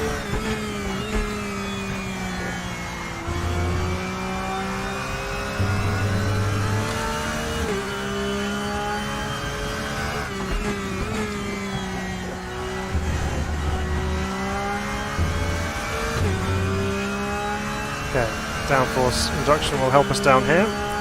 The inside of the one before the bottom. Yeah, okay, yep, gotcha. We'll try and avoid it.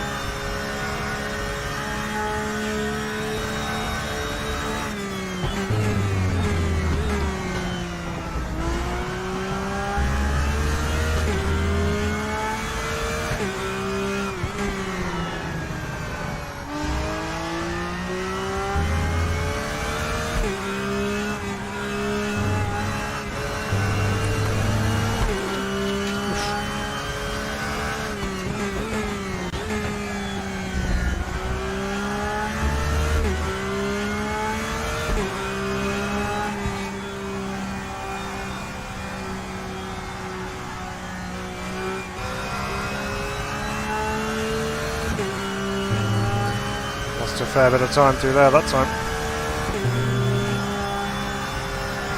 Missed. Missed the apex completely. I did watch a little bit of the Le Mans earlier, not a huge amount, I must admit, but I did see some of the early parts of it. I'm going to catch up with that after this.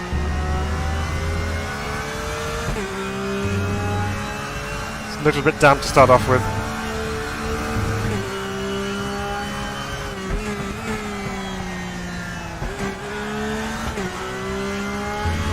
Okay.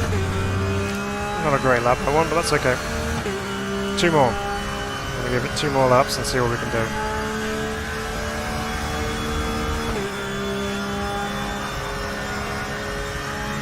Right, nice and smooth, no mistakes.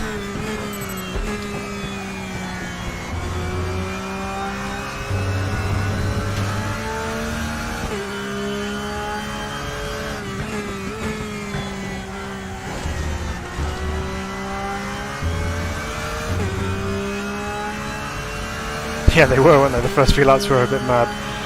I don't know, it's as if amateur hour turned up, isn't it? I mean, there was this, like... I know it was wet conditions, obviously, I can't judge because I'm not a real racing driver, but... Yeah, they seem to have very little excuses for throwing it off into the scenery.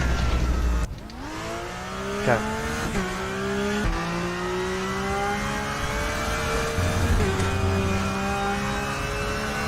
One last attempt, and then we will move on to the next challenge.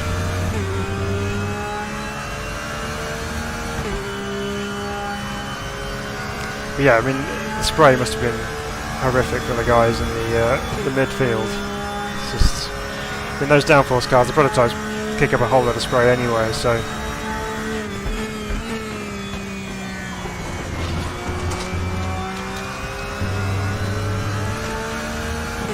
The GT battle was good as always.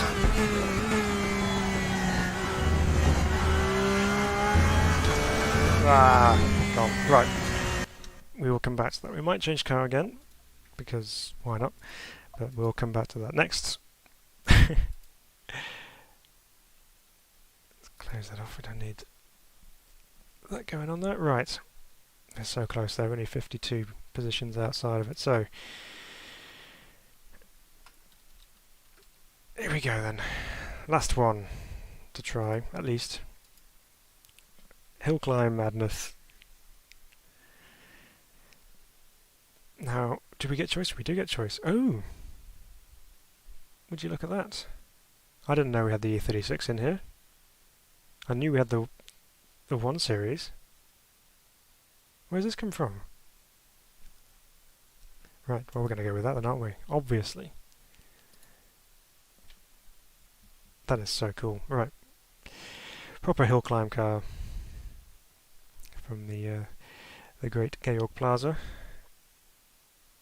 It's allowed me to select that. Right, there we go. Interesting to see what this one's like. I've not driven this car before, so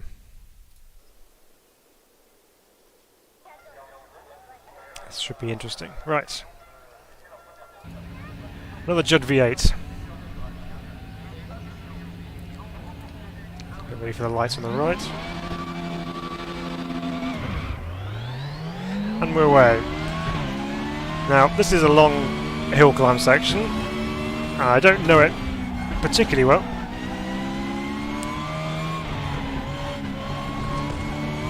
But we're just going to go full pelt on it and see what happens. Surprised I wasn't a disallowed lap.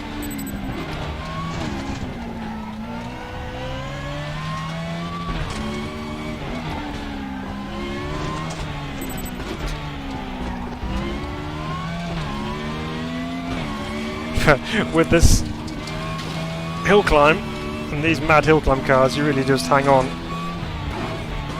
Bit of air going on there.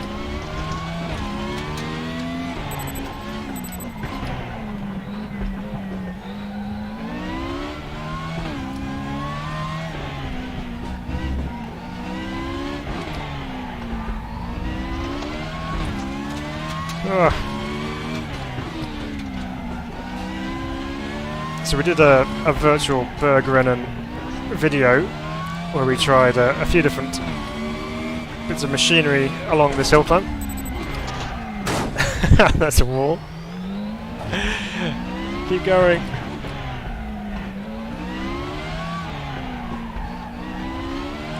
Gotta drive it as you see it. And sometimes when you see it, it's just too late.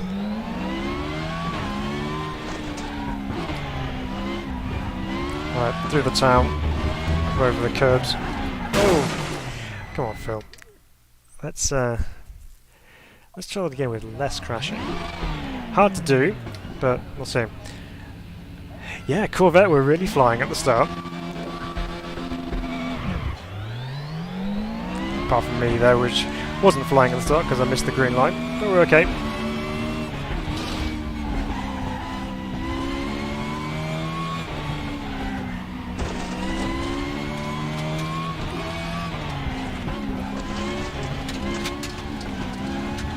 It's just so bumpy.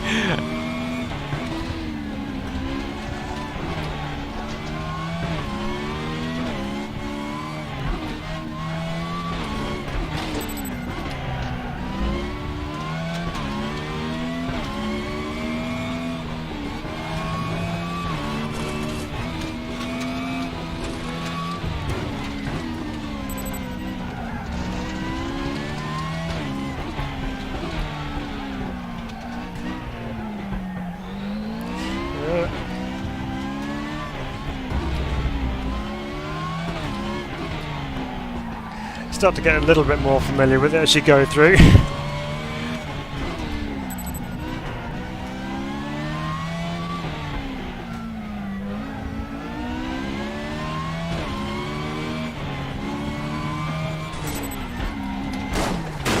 Doesn't help when you get a big stutter going through that.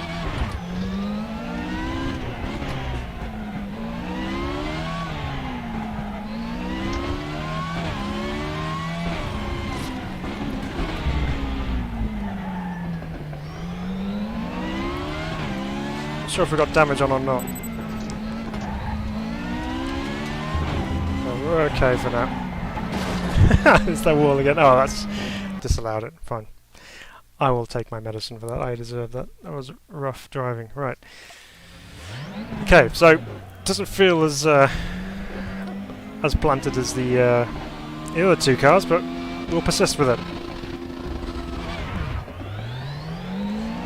Okay. We're getting very familiar with the first part of this hill climb section.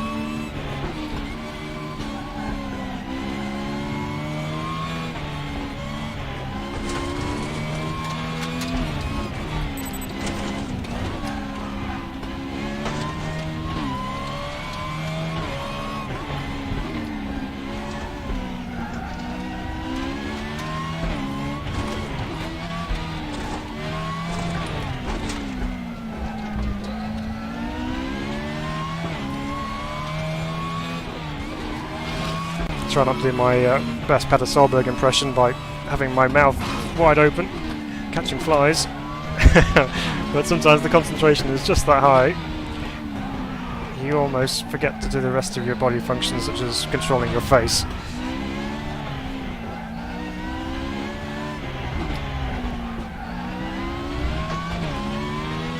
Yeah, it is very bumpy and the car is super rigid. But it's fixed setup, so there's nothing we can do about it. We just have to make do. Again, that corner always catches me out. Gotta slow it down into there.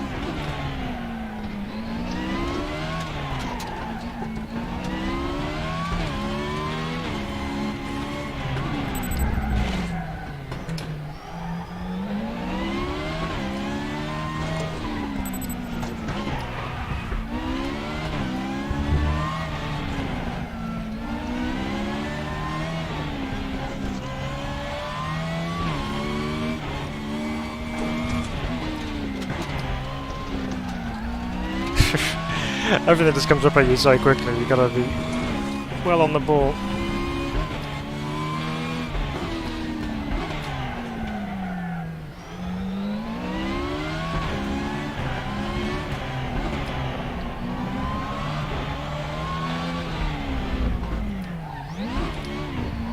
Don't shift down to neutral, doesn't help.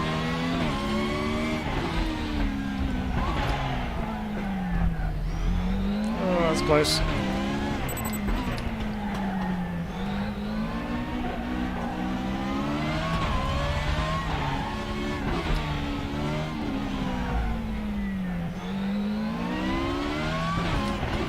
It's one of the things I do love about RaceRoom though is, you know, they actually have a go at things like hill climbing. You don't get this in anything else, really, unless of course it's modded in.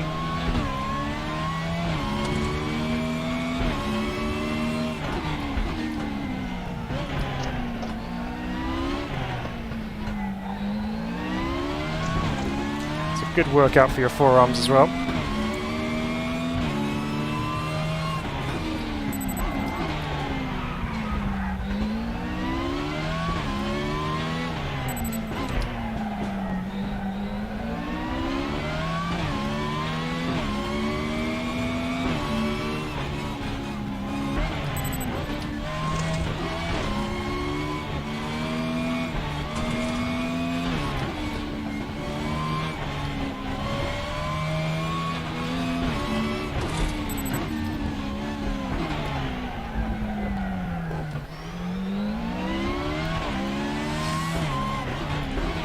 So easy to get caught up in going fast that you actually forget you gotta be ready for a tight corner coming up.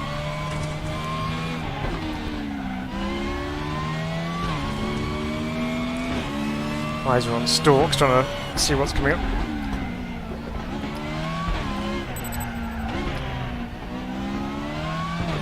And this is towards the end of the section. I'd love to say that I could just keep my eyes on the track map, but really I don't have time.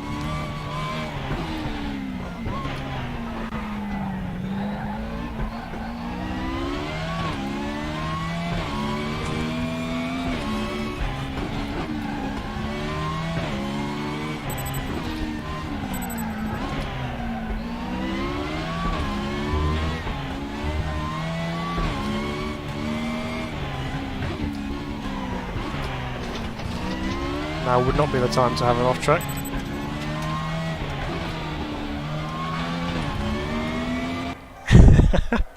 And there we go.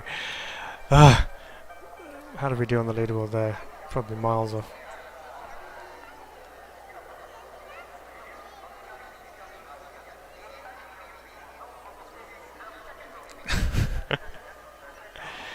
Didn't even register me, did it?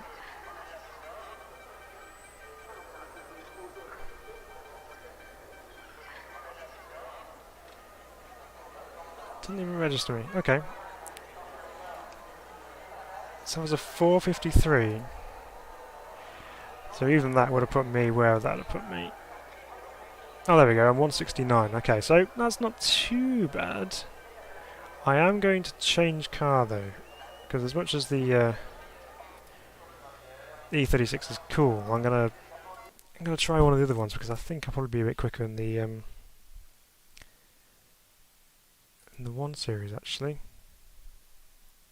Maybe.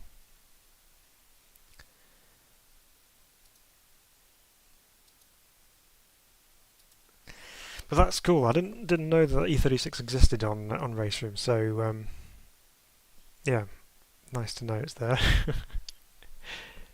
A very iconic car in the world of hill climbing.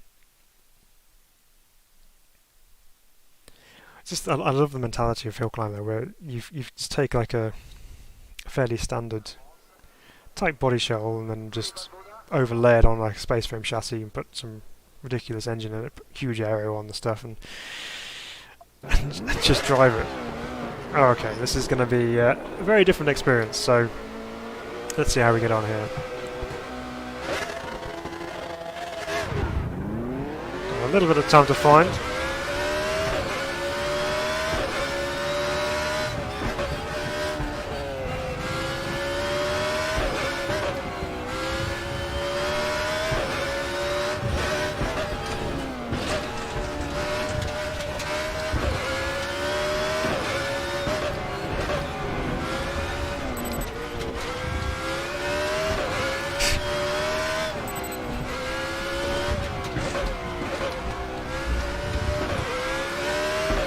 Okay, this feels a bit better.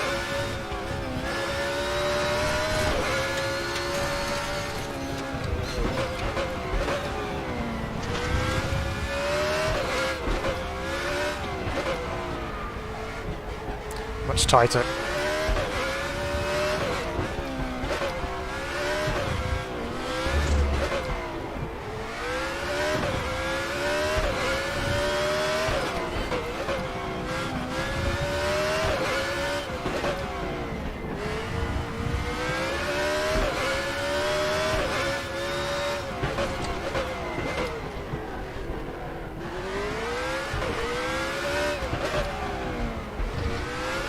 Oh, I actually managed to make it around my favourite corner.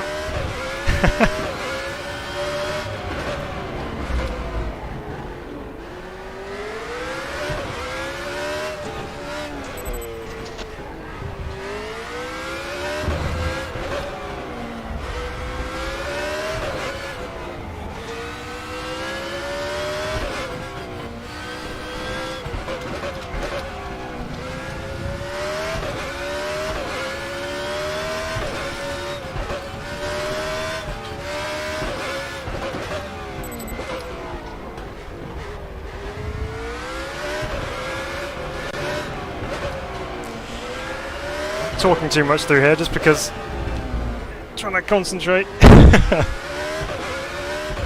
It feels faster, I don't know whether it is. That won't help.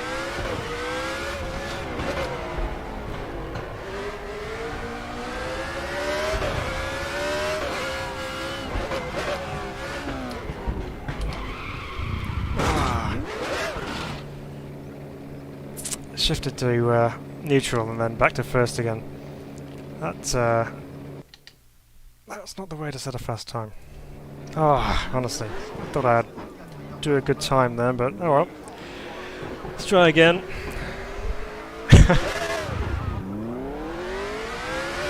But the car feels a bit more responsive, so there's more to it in terms of grip and braking performance.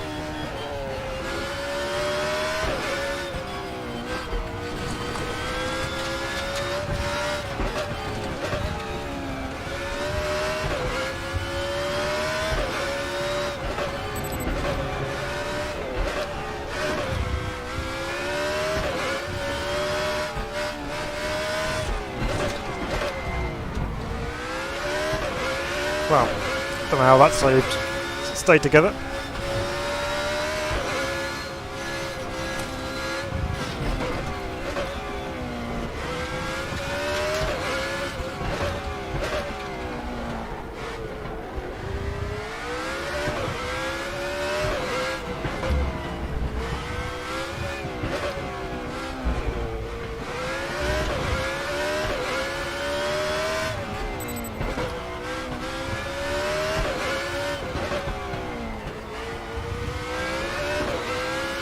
Doesn't feel like much of a hill climb as well, because you're kind of going up and down.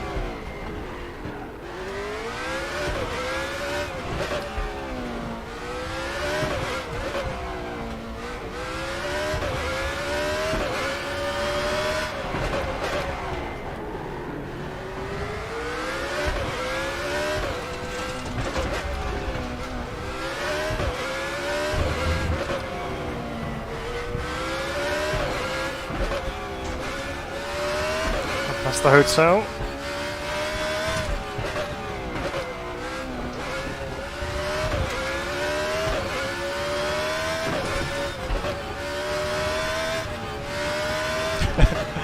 Just hovering over the brake because I know there's going to be something coming soon where I have to use it.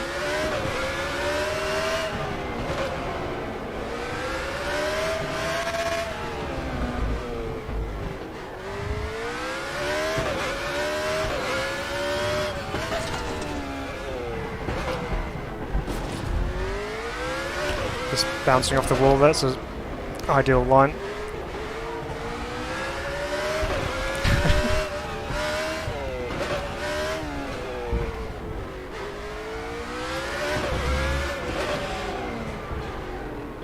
It's not your average leisurely drive through the mountains.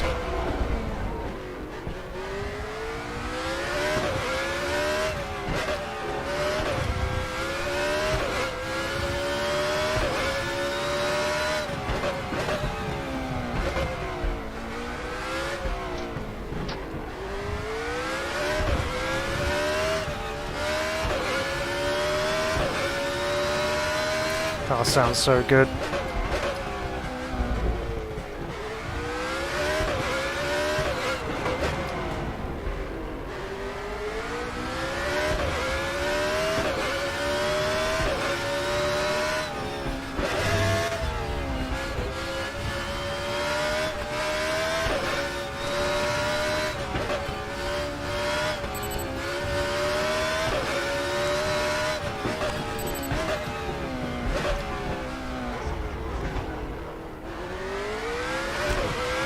Feels like a better run so far.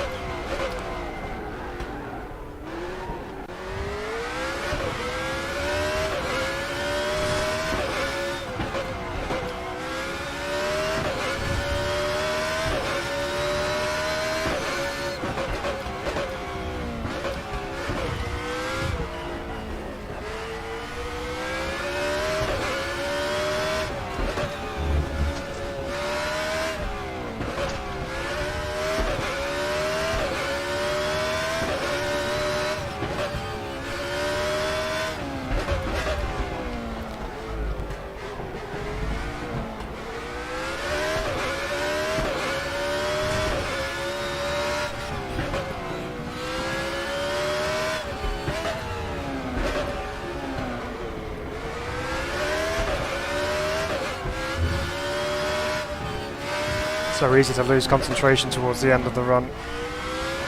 Just got to keep the focus. Nearly there.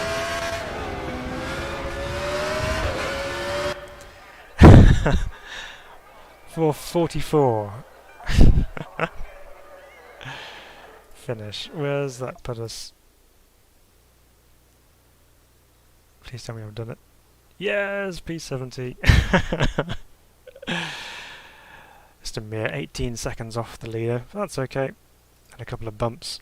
Right, so. Whew. Well, that was hard work. Oh dear. Yeah, shoulder's feeling that now. So that means there's only really one left to do. And that is the GT3 one, which we've tried to do twice now. So this is a sad and solemn occasion when we have to resort to going to the leaderboard and and finding what people are driving, such as a whole raft of Corvettes. So that seems to be the car to use around here. So in a bid to actually get 6 out of 6, because that would be good. I'd be pleased if I can do that, because we didn't manage to do it last time out when we did this challenge.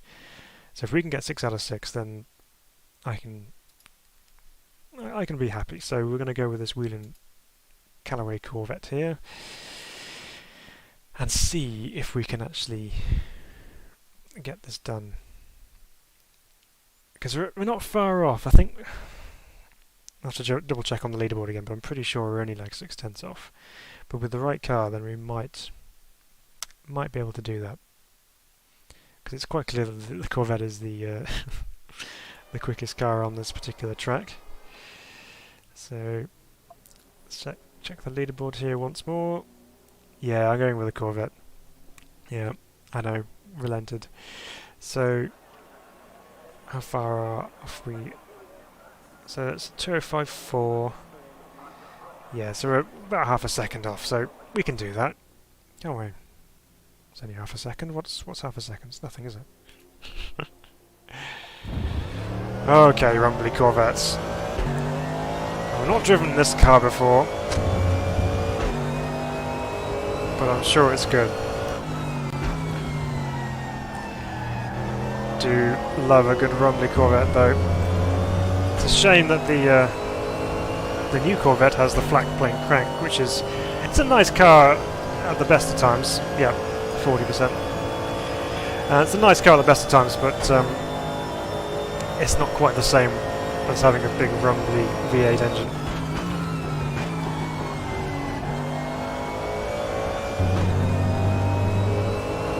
So I'm hoping that the power is going to be the main thing here.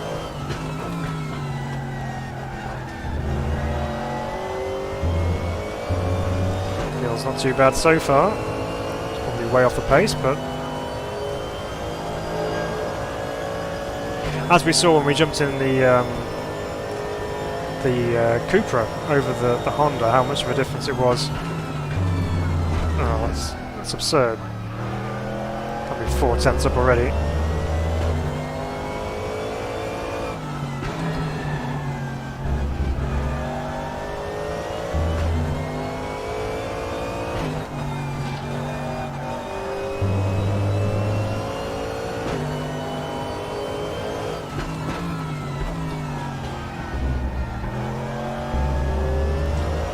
If it is going to be the case of just jump into this car and instantly just get the lap time, then that's pretty sad.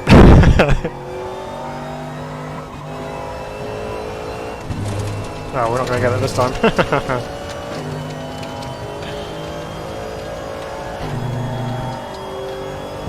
Big understeer to deal with through there, so remember that for next time round.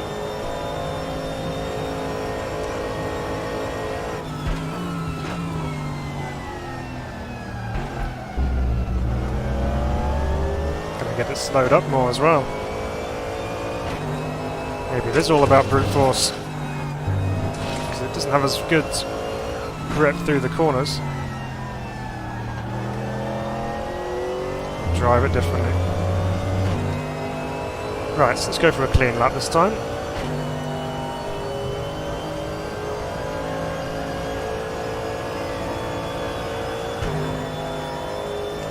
.205.9 to beat.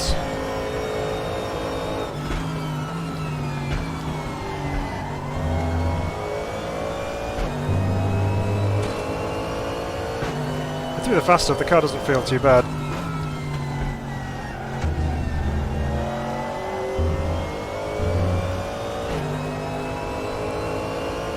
Let's get the split time down here again. That was a neater first couple of corners than we had done on the previous lap when we were 4 tenths up, so let's see what it says now.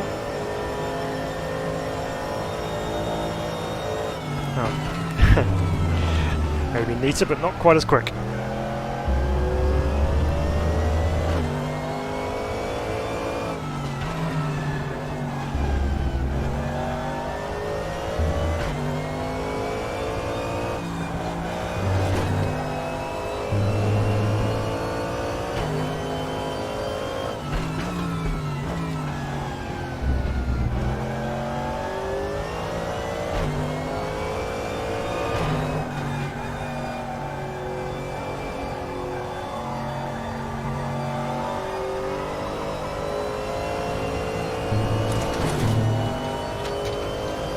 Are we flat through here? That's the question.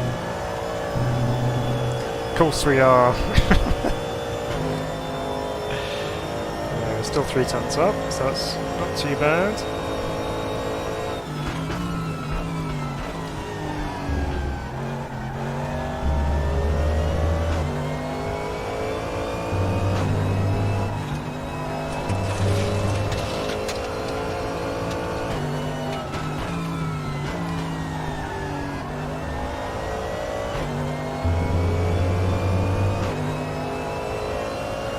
Okay, so should be an improvement. Might not be enough, but it's an improvement, I reckon. It is, okay. Up to 134. Now we can improve on that.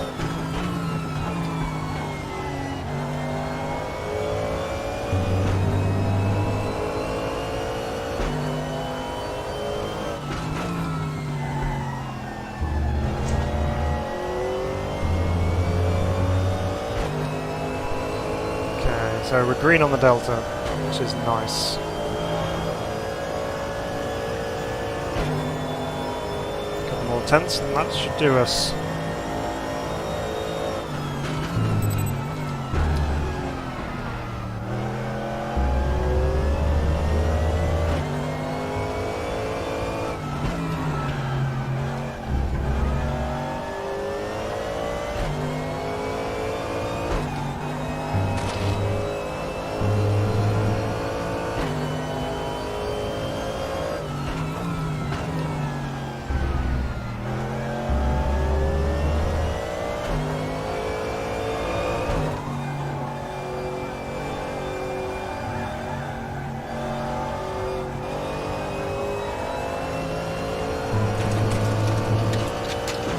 that was marginal.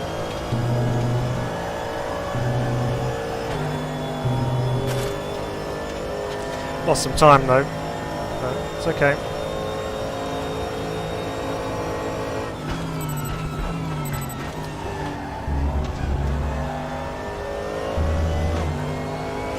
Gained it back there.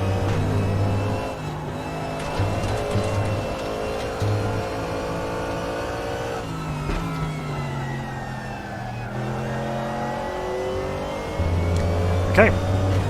By calculations, this should do it. Can we make it 6 out of 6?